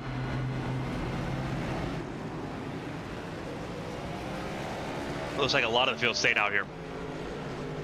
Only a couple cars came in. Withers came in to get more damage repairs done. Marshall Harris, who was a lap down. I think the biggest heartbreak right now, if I'm checking this correctly, Nicholas Martinez Jr. is out of this race at the moment. Wow, the 48 I think has had a technical failure. And I think the 48, who had the most laps led up to this point, is done in Daytona. Jared Newton officially out of this race. Nathan LaJoy still running. Fetterplace in pit lane for repairs. Martinez not scoring any times at the moment. I think that is a retirement for the 48, and a very unfortunate one for someone who worked so hard to lock into this race and battle for this race. Now at least a lap down, if not more. If he does come back, if that's recoverable at all. We'll have to wait and see. He was doing such a good job there in the 48 car for it to all go so wrong and out of his control. Not involved in the accident we just witnessed. Heartbreaking for Martinez. As we go back racing here once again, it's going to be Daniel Michel, Tom Sears, Josh Battles, Vincenzo Iacobazzi, and Connor Knowlton, your top 5. Steve Tucker, Jonathan Adams, Mike LaJoy, Bren Roberts, and Jared Merchant, your top 10.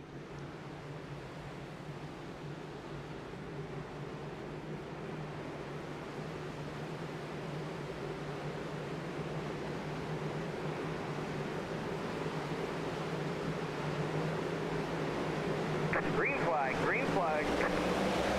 Racing once again, less than 30 to go. 27 laps to go to be precise. In regulation here at Daytona. Top 8 all got the same memo. They are locked heel to toe. Knowlton gets to the inside lane.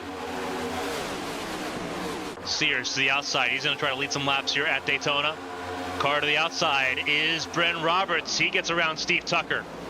Tucker not going to be happy about that, but Roberts, with help from Merchant, they are on the rocket ship to the front. Roberts in the 84, Merchant in the 68. They are now behind Battles and Tom Sears. And they are trying to get to the front. 26 to go at the line. It is Sears that leads that lap over Michelle. But Michelle takes the advantage out of the tri-oval. With help from Iacobazzi, with more help from Jonathan Adams, and Connor Knowlton, fourth in line on the bottom.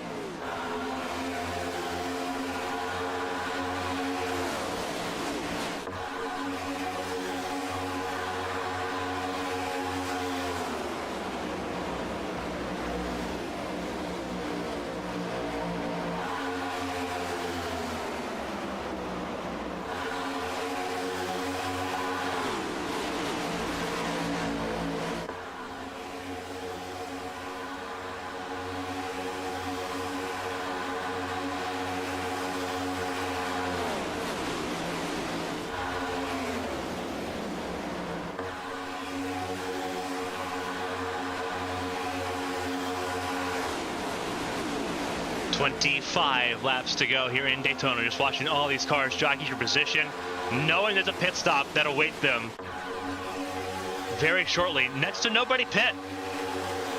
Under that caution, they're trying to get to lap 80 to make this a one-stop affair to the finish. Checking to see if Nicholas Martinez is back out on track yet. He is not. That is an official retirement for the 48 team. And that is brutal, to say the least.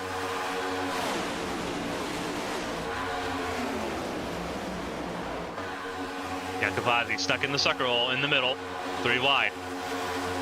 Shuffled out by Mike LaJoie.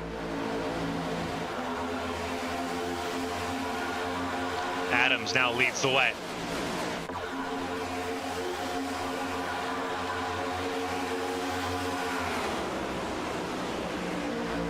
You see how far back Iacobazzi is falling just in a straightaway, being in that middle lane.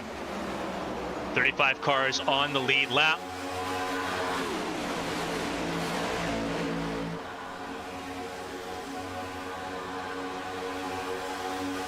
We're down to 39 cars running.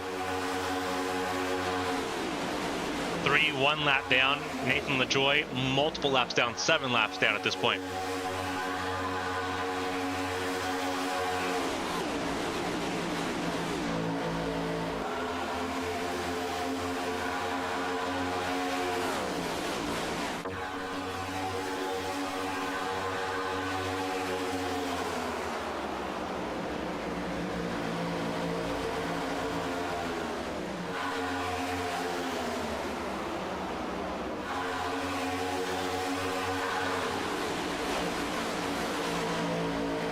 Inside lane prevailing once again with Michelle at the helm over Mike LaJoie and Chris Fleming. Outside lane beginning to have to rebuild itself again.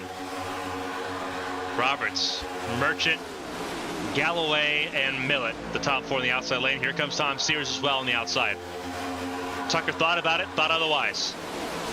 Decided to stay on the inside lane.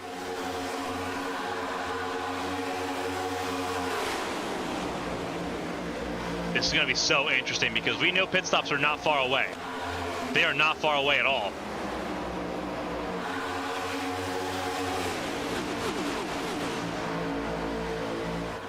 Car in the middle, 3 wide. That is Millett, the 31.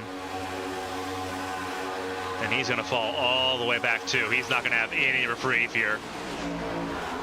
Anytime you have a chance to put one of the drivers you know you're going to be battling against for a championship, anytime you have a chance to put him in the back, you're going to do it, whether it's Hagan, whether it's Millett. You're going to dispatch him as soon as you can. That's why everyone was fighting Hagan so hard earlier in this race. Hagan now in the middle, 3 wide, leading the middle lane. With help from Jonathan Adams. Roberts moves to the middle as Hagan moves to the bottom. And it is Sears and Merchant on the outside lane with Blake Galloway, a 3-car effort trying to keep that lane alive. And I think that line of 3 with the outside lane are going to clear Brendan Roberts. They do. And Merchant's going to immediately get away from Tom Sears and put him on his own in the outside lane. Not nearly as lethal being on the outside lane on your own than what it is being in the middle, but Sears will have a very long fall backwards unless someone goes up there to help him. Hagan goes to the outside lane, gets ahead of Merchant. Everyone beginning to bob and weave here as we get into the championship rounds. The laps of this race winding down, 19 to go at the line in regulation.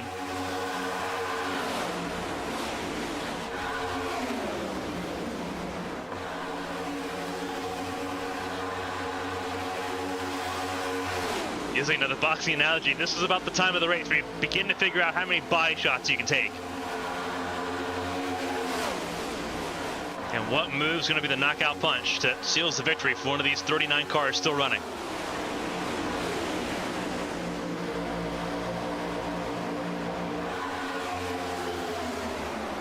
Hagan went to the inside lane and got immediately left by Jared Merchant. Merchant has help from Blake Galloway and Brent Roberts, Jonathan Adams as well, and Chris Fleming. Car moves to the inside lane. That was Jonathan Adams.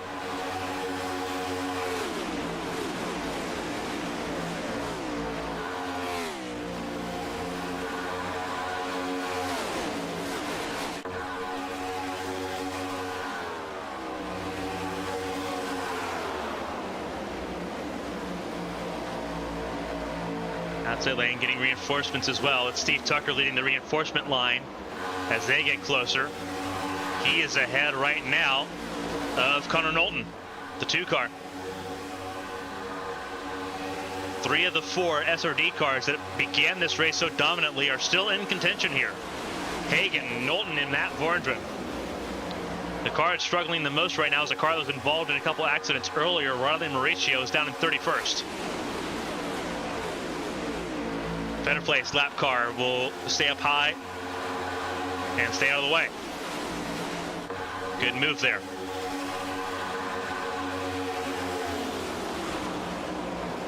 Coming to 16 laps to go here in the Drip Diecast 500. It is Merchant and Galloway that lead the field as things stand. They have moved to the inside lane. Chris Fleming, with help from Steve Tucker, now on the outside lane looking for the race lead. They're going to have it out of 4, and they're both going to clear for the inside lane. And Chris Fleming's led his first lap at Daytona in the A-Square Cup Series. Knowlton gets in behind Merchant on the inside lane. Now the only SRD car is Vorndren on the top.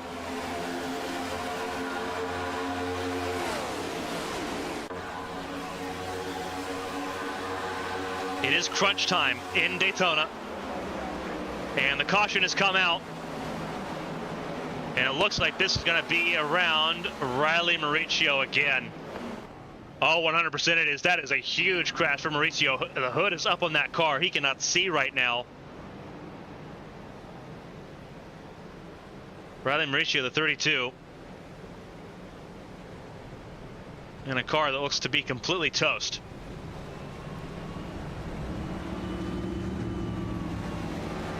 What has happened to car 32 with 15 laps to go? Let's take a look. And that is already, just the screenshot from that is a very vicious hit. And they're on their own here, so it looks like there's a little bit of smoke beforehand. See if we can figure out why there's smoke beforehand here. That's why. Let's rewind this a little bit. That's Brian Rupert. So this is where the smoke cloud comes from initially. This is where we thought the caution was going to come out, and it didn't because Rupert was just on his own. Does he get spun by David Wright? Yes, he does. And everyone checks up trying to avoid that melee. That we were not even close for this.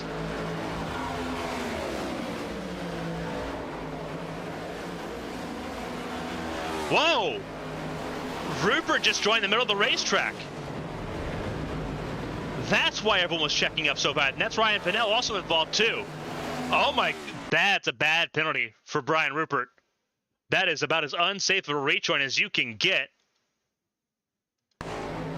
You're supposed to ride around below the yellow line to get up to speed. He just joins right in the middle of the racetrack. There's a reason Brian Rupert went undrafted in 2025. Incidents like this. And Brian Rupert in a Swift hat just took out 2 cars on the lead lap out of contention from this race. That is one of the most egregious incidents I have seen in 5 years. That is very gross negligence as a driver. Very gross negligence as a driver. That is not a car out of control. That is a car that joined right in the middle of the racetrack and took out 2 drivers in an instant. I would struggle to believe that they're going to disqualify him, but he should be. For an incident like that, that is about as intentional as you can get it. That is foul. Absolutely foul.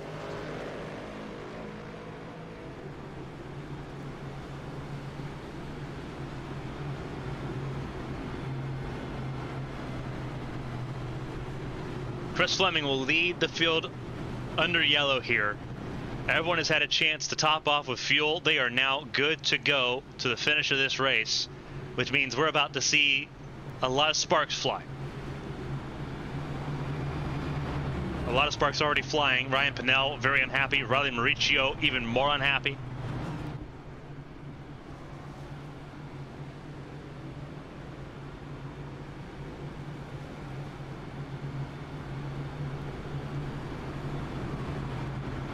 For Brian Rupert, that is not an issue. That is not a situation where you can just kind of say you're sorry and get out of it. That is an incident where you are going to wear a lot of flack for a while on that. Lights out on the safety car here.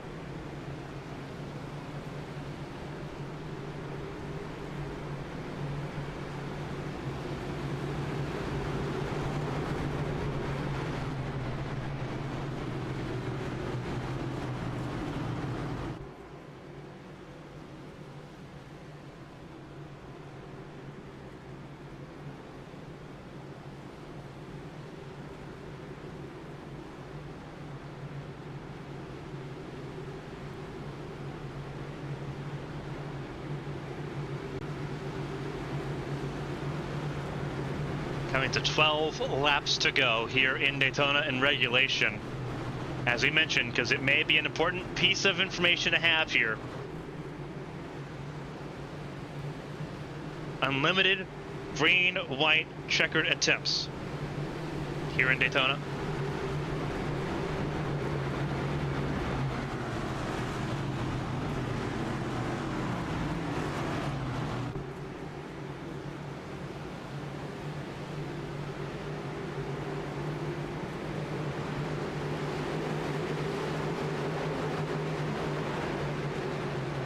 Pace car takes the left-hand turn down to pit lane for what I doubt will be the final time. Green flag flies. Away we go once again, racing in Daytona. 12 to go in the Drip Diecast 500. It is Fleming and Hagan. Steve Tucker abandons Hagan. Here we go. Party lines being drawn. Oberstadt behind Hagan. Hagan trying to side draft like his life depends on it, because right now his chance to win this race does. Oberstadt and Roberts are going to line up to help Hagan here. But Hagan's teammates are all in the bottom. Forndren and Knowlton on the inside lane.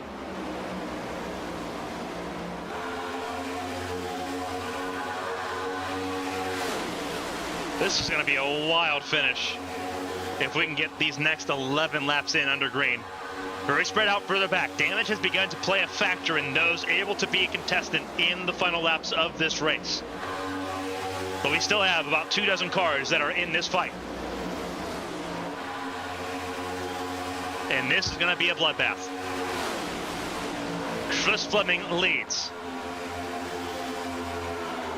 A rookie with a chance to win the season opener and punch his ticket into the playoffs in style on the go. The same can be said for Steve Tucker, the second place car, car 24, who has been phenomenal. Won stage 2. Person he was working with the most, Nicholas Martinez, out of this race with a mechanical failure. Your friends at this point are where you find them. And right now, Tucker's best friend is the 38 of Fleming, Hagan, relying on the help of Patrick Oberstadt, a winner in the Truck Series here in Daytona.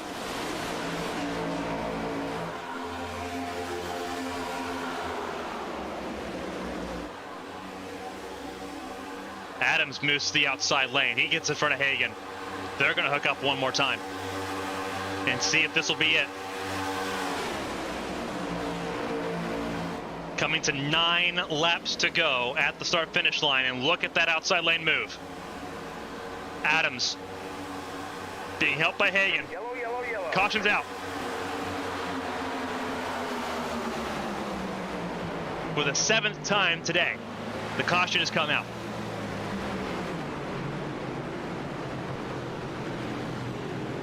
And it looks like it would be a little bit further down the order here, seeing where this is going to happen.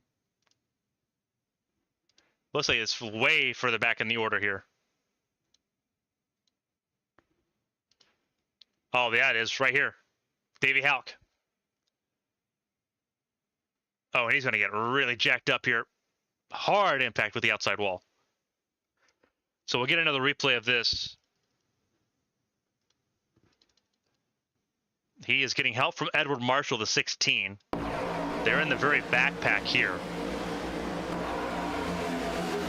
Oh, he just gets loose and goes up the racetrack. Tries to come back down, but Marshall's there.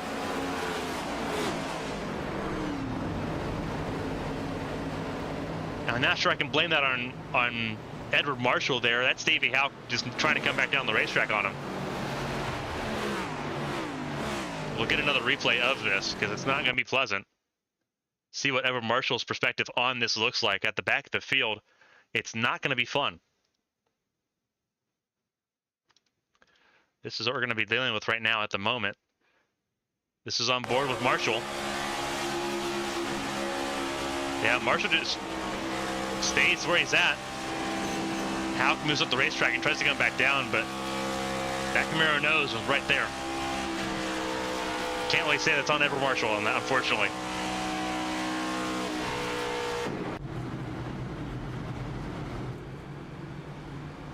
So we're going to re-rack with less than 10 laps to go here in Daytona. The pit stops, they have come and they have gone. They are done. Unless you have damage at this point, you're staying out and you're letting it ride at this point. You just can't afford to come down pit lane and lose track position now.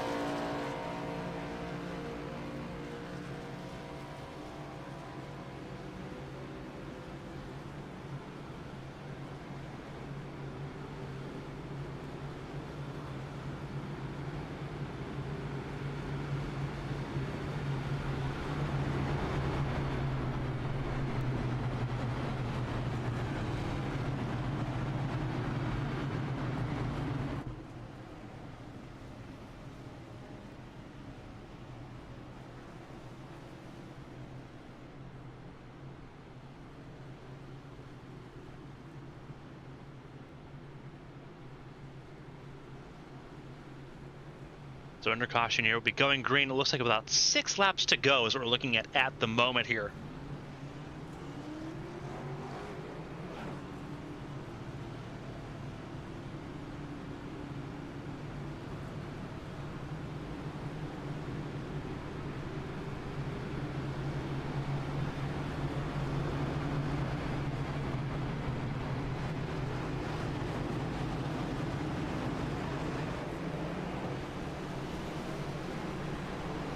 Lights out on that Ford Mustang pace car, which means we are going green at the end of this lap, and it is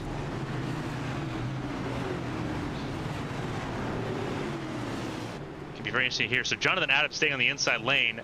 John Hagan, being P2, has to move up. There he goes. I was like, I know he's not forgotten how that works. He's trying to work with trying to work with Adams is what's trying to happen here. Because you know for a fact that Oberstadt and Fleming, once we get going, they're not lifting.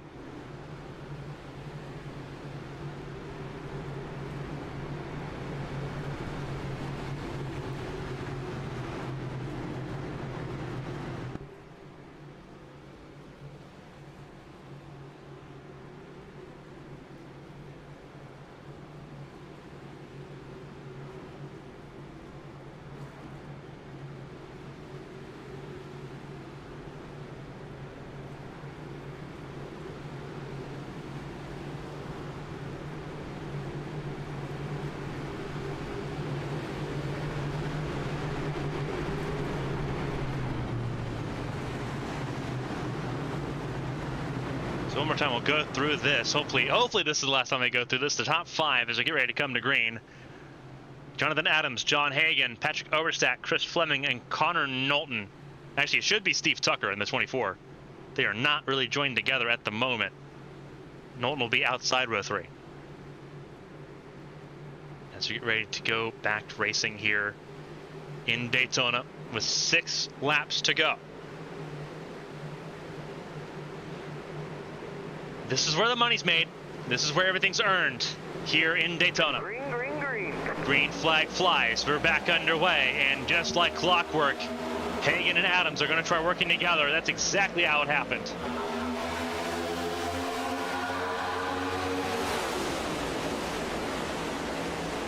With 6 to go, does this restart matter?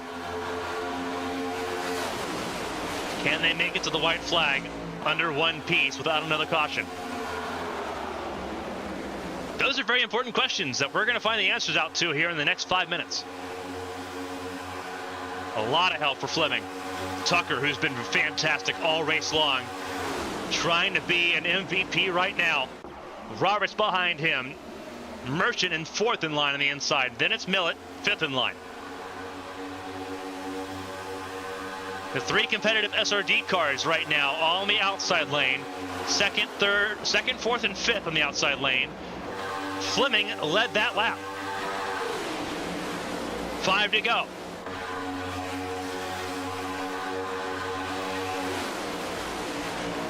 Here in Daytona, it is a 2-car breakaway. Tucker ahead of behind Fleming. Those 2 cars have waltzed away. Tucker goes up top. Tucker blocks Adams. Inside to the outside. Tucker looking at the race win himself. He gets put 3 wide, and a car gets hooked. That was Vorndren that got hooked. Huge crash in turns 3 and 4. Coming to 4 to go. We will have overtime in Daytona. And it's Vorndren that got up into the wall. A lot of assistance there for Vorndren, but his race effectively over. As it very well might be for Austin Mongold and Michael Lawrence, the pole sitter.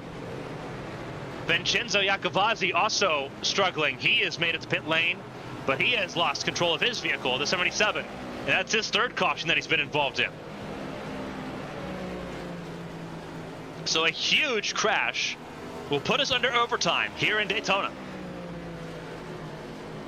And we are going to take a look at the replay and figure out how quickly this went sideways.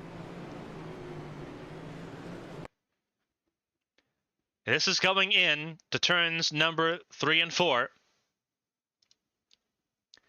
Keep an eye on your 00. That's Matt Vorndren that you're keeping an eye on. We'll circle him here. We'll use our little highlight circle, little teleprompter. We're looking at that 00 car because he gets hooked by, and it looks like Diecasts the one that hooks him, the 77. Play it in our ABN slow motion. He's behind Patrick Oberstadt, or sorry, behind Connor Knowlton, who's behind Oberstadt. They're all in the top lane. They're serpentining, trying to get around Steve Tucker. Diecasts just right there, and instant impact with the 77 and the 00. 00's car immediately comes to a stop. That's a car in the wall. I'm trying to figure out who that car was. Looks like Mike LaJoy. There's where Mongol gets a piece of it. And Lawrence nowhere to go. He locks up trying to get out of it. Only so much he can do at that point. Actually, I think Lawrence gets away with that pretty easy. So Lawrence may be all right on that one. He stayed out, so I'm assuming so.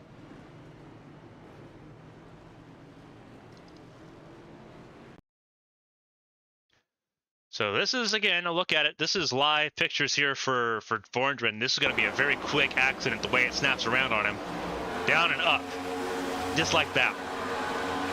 LaJoy with a big shot, too. Mongol with a big shot as well. Lawrence gets a little piece of it, but looks like he is overall okay. So about a 5-car accident that could have been a lot worse than what it was.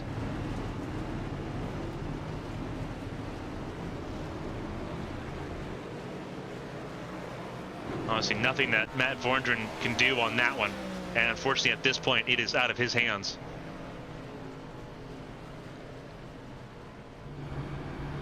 Mike LaJoy, a little bit further down the order. This is Mike LaJoy, the 30th place car. He's behind Tommy Withers. You see him right there.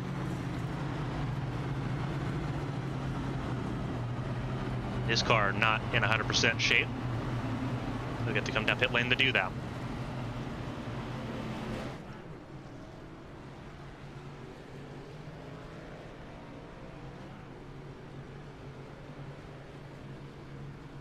First overtime attempt in the Drip Diecast 500. It's going to be a very interesting restart we have coming up. Chris Fleming and Bryn Roberts will be the front row. Steve Tucker, Jonathan Adams will be row 2. John Hagan, Jared Merchant, row 3. Zach Millett, Patrick Oberstadt, row 4. Blake Galloway, Connor Knowlton, row 5.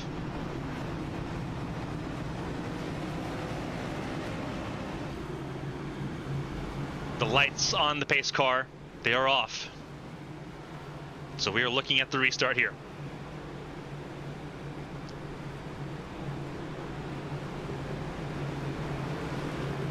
And for those that have joined us, this is the Drip Diecast 500 presented by 7 Bar Barbecue for the A-Square Cup Series in 2025. We're glad you're with us.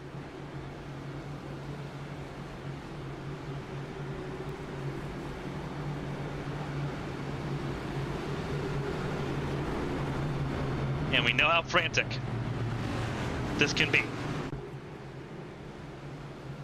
But again, we're glad you're with us here tonight.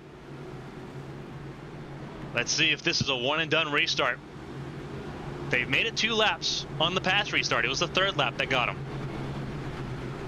Can they do the same thing here? They just need to get to the white flag. Once they get to the white flag, that's it. The race to the finish. But they gotta get to the white.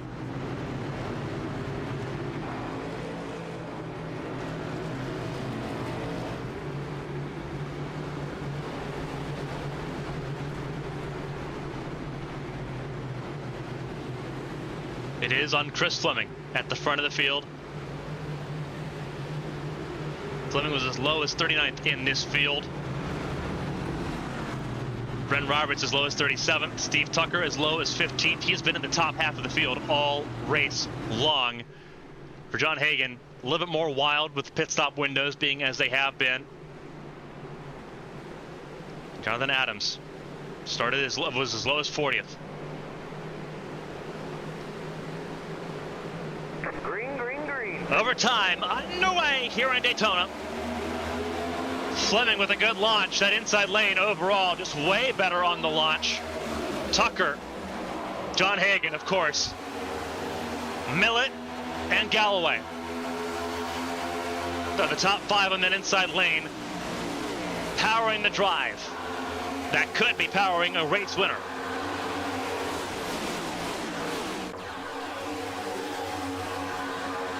We got to make it to the white flag. Can we get to one to go under regulation, or will we need an extra restart? We're going to find that out quickly. Merchant just up the racetrack into the 2 of Knowlton. It is a 2-car breakaway at the moment. This is Fleming and Tucker, front and center. The white flag is in the air. 1 lap to go for the Drip Diecast 500. It is official. Who makes it back? Tucker moves to the outside. Hagan moves to the bottom. He gives Fleming a shot. Fleming trying to work both lanes. Tucker up top. Fleming goes to block. Hagan falls back to 5th. Fleming, Tucker, Roberts top 3. Adams 4th. Hagan, Millett, that's your top 6. As they come out of 4 for the final time, who's got a shot at it? Fleming tries to block. Tucker goes up top. Over-unders him. It'll be Chris Fleming who wins the Drip Diecast 500. Fleming over Tucker. The rookies 1-2 in Daytona. And just like that, Chris Fleming, as a rookie, will be the first driver locked into the playoffs. Chris Fleming is your winner in Daytona.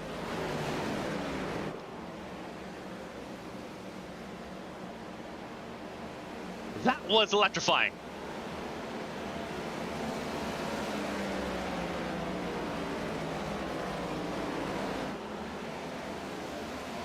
Fleming over Steve Tucker and Bryn Roberts.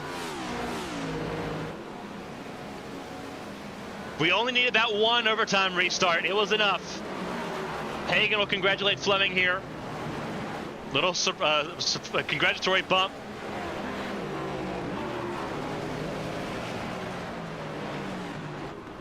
A couple others will congratulate Fleming as well. That's James Kerr and Josh Battles. This is big for James Kerr. That is his driver, Chris Fleming, that just won this race for Black Acid Racing.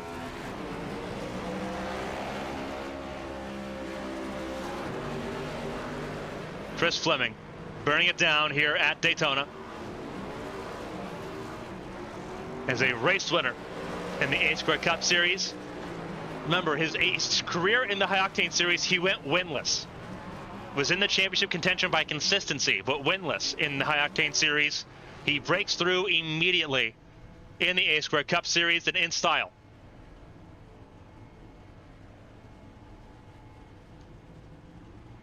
That was quintessential racing as the leader, coming to the checkered flag, blocking every part of the racetrack, and not wrecking anybody to do it. Oftentimes you see incidents like that where you try to go back and forth and you try to defend both lanes and you just get hooked. Fleming got away with that, and that's a huge props to Tucker, to Roberts, to Hagan, to Millett, to Jonathan Adams, everyone in the top 6 that were in that fight. For Chris Fleming, that was textbook. Absolutely textbook. We'll hear from our podium finishers here in just a moment. But what a textbook move.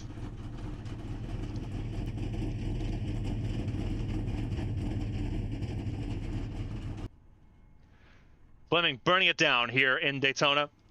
And he will now begin the process of celebrating here tonight.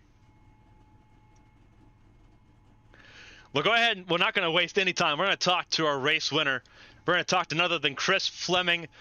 What a drive as the race winner here tonight, Chris. Walk us through that. That was a wild restart and a wild last couple laps. Trying to gather what actually just happened. I can't believe I just won the Daytona 500 as a rookie. Obviously, I got to thank Kerr for believing in me, picking me. But Tucker was a good pusher on that one. For the last 2 restarts, he ended up lining up behind me, and he was just sailing me out in front. So I knew that we had a good thing going. You know, he locked onto my rear bumper good. And when we got on that last restart, he kind of keyed up on the all teams radio and was like, you know what to do. And as soon as he started pushing me, we got out front. I saw the high line die, and basically once the high line formed up, I saw him go up, and I knew I had to block. I was probably for about the last 3/4 of the lap looking more backwards than I was forward, and he got a run coming to the tri-oval, and I knew that basically if I side drafted him just enough, if he got underneath me, that I was going to slow him down, and that's what ended up happening. Obviously, we had a chance to see you in the high octane series last year, and it was one of those things where you were noted for your consistency here, but you were also known, obviously, in your time in TNT, as a little bit of a plate track demon. That came to the front absolutely here today. As I mentioned before we got you into the booth here, textbook defending on those final couple laps there to be able to hold off everyone that was coming your way. Walk us through that. You talk about driving through the mirror in that situation. Walk us through what that was like trying to defend, because you've got someone who was equally as impressive as Steve Tucker, who was in the front for both stages today, had not been lower than 15th. You had to keep him at bay as well. Yeah, it was definitely not the easiest task in the world. I knew coming to that restart that if I could keep my nose clean and keep myself out front, that I had a chance. Because throughout the entire race, there was some very aggressive either slide blocking or lane changes that were going on, and I knew that was going to come into play later on in the race and towards the end.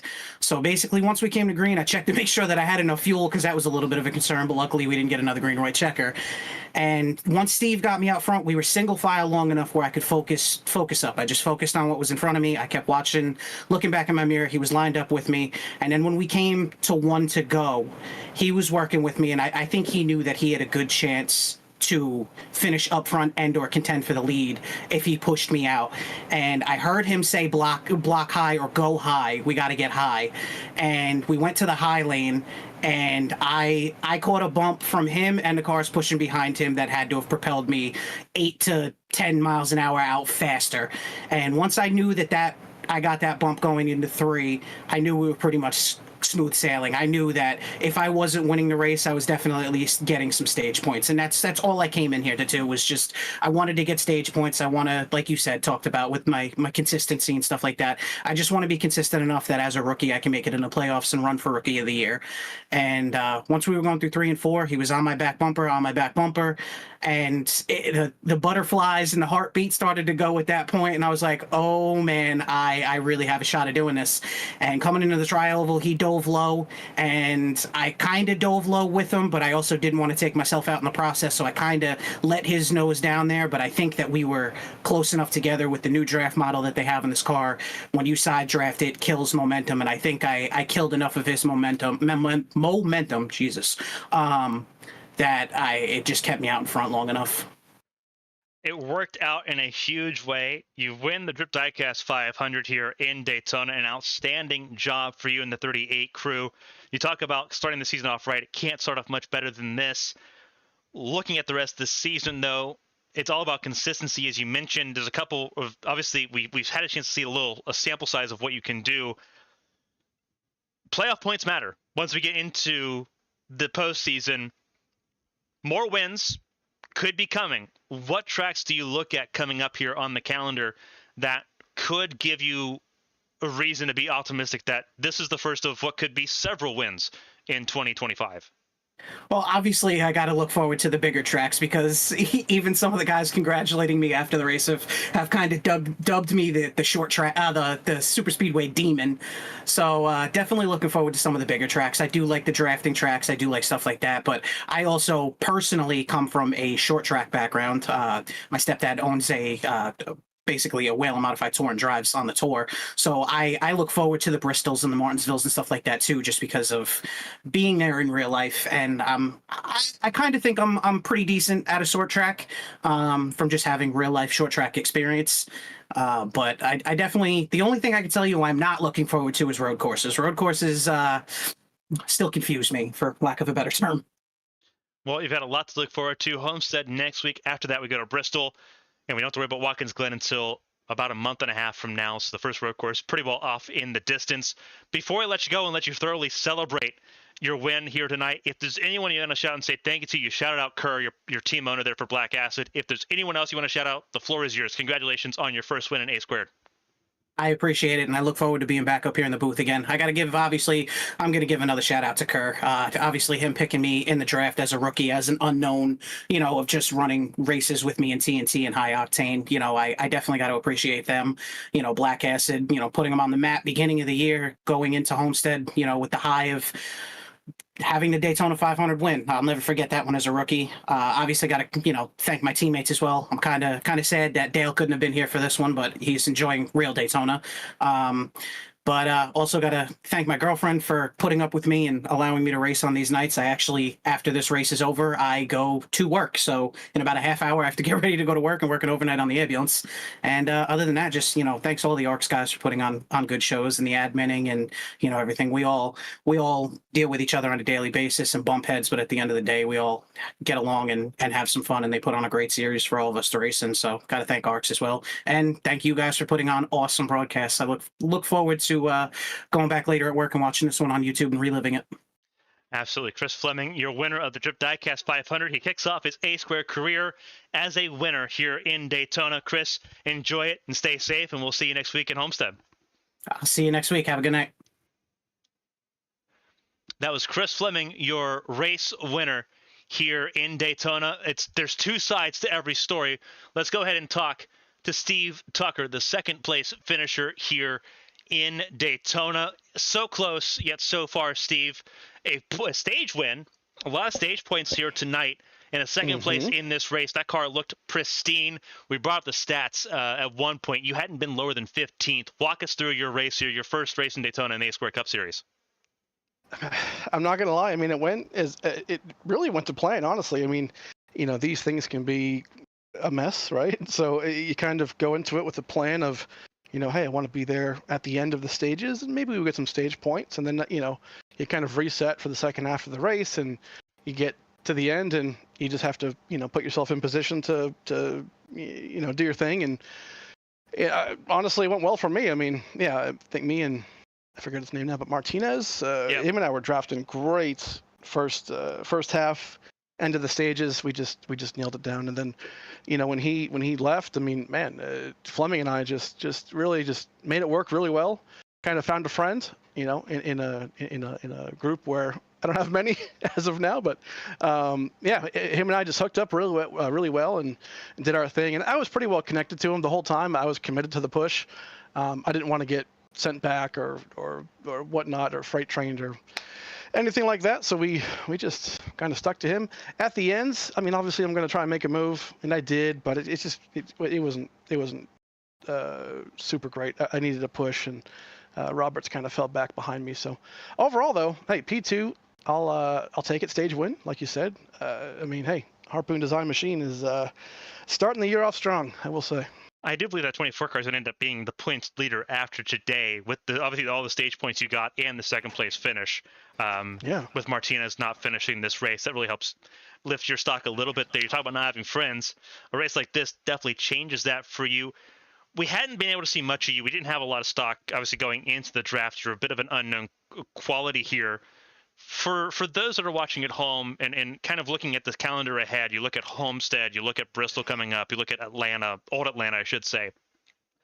What kind of tracks sort of fit you better here? Obviously, you looked really good today. You said everything went to plan.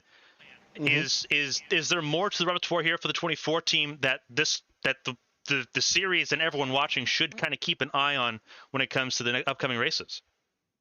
Yeah, for sure. Homestead, I'm not terrible at. It's a decent track for me. Bristol Dirt, I mean, I'd rather just not talk about it. That's going to be that might be interesting, but for the most part, everything on the schedule seems pretty decent for me. I mean, I'm kind of hit or miss on some track types. I'm pretty good on the flat tracks, typical 1.5s. I can do well. So I think I'll do relatively well here. I mean, I expect to get a couple wins this season. Put this Harpoon Design Machine on the pole maybe a couple times, top threes, podiums. So I'll be talking to you a lot. I've got a funny feeling. Well, that's obviously the game plan, and that's obviously fantastic to hear here. Obviously, missing out by just one position on a win to kick off the season, but we have a bunch of opportunities here, 25 races, 24 to go. in the season. Before we let you go, if there's anyone to shout and say thank you to, the floor is yours. It was a phenomenal run watching you race tonight. Again, never any lower than 15th. You were a top half car all night long, and the stage points will prove that. Yeah, I mean, huge thanks, obviously, to Harpoon Design on the hood today. Brentley Roden also spotting me tonight. Did a great job. Man, dude just does killer paint schemes, and obviously mine is a great example of that. So go and check him out, harpoondesign.com. You can do all of his paints. He's on Trading Paints as well, too. I believe he's ranked #1 in most paints done, or pretty close to that. Just came within, it actually just surpassed 100,000 followers, I believe. So good stuff there. But a huge shout out to my teammates over at Raggy Racing. They didn't have, looks like, the races they wanted today, but overall, it's a long season. So I think we're going to be pretty good. And yeah, just thanks to anybody that makes this thing work for us. And yeah, can't wait to get to Homestead. Absolutely. Look forward to seeing you again at Homestead here next weekend. Steve, congratulations on the second place finish. A phenomenal drive. And again, we'll see you next weekend in Homestead, hopefully with another chance at a race win like what we saw tonight. Yes, thank you. That was Steve Tucker, your second place finisher here tonight. We would talk to Bryn Roberts, but he had to leave early, it looks like, here. He was there briefly, but we unfortunately missed out on speaking with Brent. We'll try to get him for next week's race. We'll see if we can talk to him in the pre-race show for that. But a phenomenal race run here across the board. Only one overtime restart needed, and it was a fantastic one here.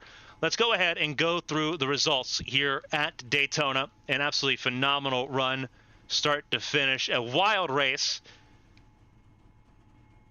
but one we wouldn't miss for the world. Chris Fleming from 6th on the grid. He wins here the Drip Diecast 500.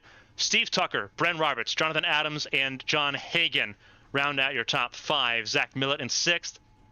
Blake Galloway in 7th. Then it's Connor Knowlton, Patrick Oberstadt, Jared Merchant rounds out your top 10 after leading a lot later on in the race. Brian Dixon in 11th.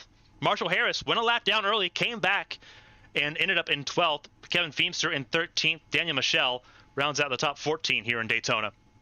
A fantastic result for all of them in the top half. Ross Baxter from 33rd to 15th, a good positive result for him after being spun around earlier in the race. Josh Battles, very quiet in that throwback Apple Macintosh machine that we saw earlier. From 28th to 16th, though, still a good gain. Same with David Wright in 17th place. Then James Kerr in the 18th place. Kerr going to be over the moon. His team just won the biggest race of the season here in Daytona. Edward Marshall in 19th place from 37th on the grid. Gavin Hudspeth from 40th, row 20. He gained 20 spots in this race. He is our biggest mover in the race. Brian Rupert in 21st, Mike LaJoy in 22nd, Colin McDonough 23rd in this race. I misspoke. Brent Roberts, the biggest gainer. He's got 31 positions gained in this event. But still a lot of positions gained for Gavin Hudspeth, who was also a lap down earlier in this event. Ended up on the lead lap and in the lead conversation. He was in 2 seconds of the race winners at the end of this race. Brian Rupert in 21st, Mike LaJoy 22nd, Colin McDonough, where he ended up starting this race in 23rd, Elrich George in 24th, Lily Pelletier Sharp, where she started this race, she finishes in 25th. Tom Sears as a super stub at the front of the field, got to lead a couple laps, didn't get the result he was looking for, only got to 26th position by the time it was all said and done. Mark Dila in 27th. The pole sitter, Michael Lawrence, the front row, did not have a great night tonight. Michael Lawrence in 28th on the lap, but unfortunately very hindered by multiple accidents here this evening. Further down the order here, this is the rest of the standings. David Houck from 10th to 29th. He was just falling backwards, fell backwards quickly and couldn't recover. Tommy Withers in the 43 from 19th to 30th. He falls 11 spots. Elliot Longenecker from 36th to 35th. He stays on the lead lap as well. Same with Matthew Kent, although not the result he was looking for in that Bucky's Chevrolet. Ryan Pinnell filling in for Christian Angel will end up 33rd, the last car on the lead lap. Brandon Fetter placed 1 lap down after starting this race in 11th. Austin Mongold, Vincenzo Iacovazzi, some of the cars out of this race. You'll see Matt Vorndwen 6 laps down, not officially retired, but did not rejoin after being wrecked close to the finish there. Nathan LaJoy 7 laps down. Riley Mauricio also 15 laps down, but Mauricio did take the checkered flag on the racetrack. Nicholas Martinez Jr. out with a technical failure. Jared Newton, after running out of fuel at the halfway point, retired on the spot as the 41st and final car in the running order. A wild race here in Daytona, as it always is, but a phenomenal feel-good moment for two rookies coming in, trying to prove that they've got what it takes. Chris Fleming and Steve Tucker did just that. Bryn Roberts, a great start as well, finishing third in this race. We're glad you joined us here in Daytona. This was the Drip Diecast 500 for the 7-Bar Barbecue A-Square Cup Series here for ARCS. Next weekend, it's busy. Saturday on Twitch, we have the VRR Marathon GT World Tour, the new V8 Supercars, right here on the road course at Daytona. Next Sunday, 7 p.m. right here on YouTube, it is the 7-Bar Barbecue A-Square Cup Series season from Homestead, Miami. We stay in Florida. We move south to Homestead for the second race of the season. You're not going to want to miss it.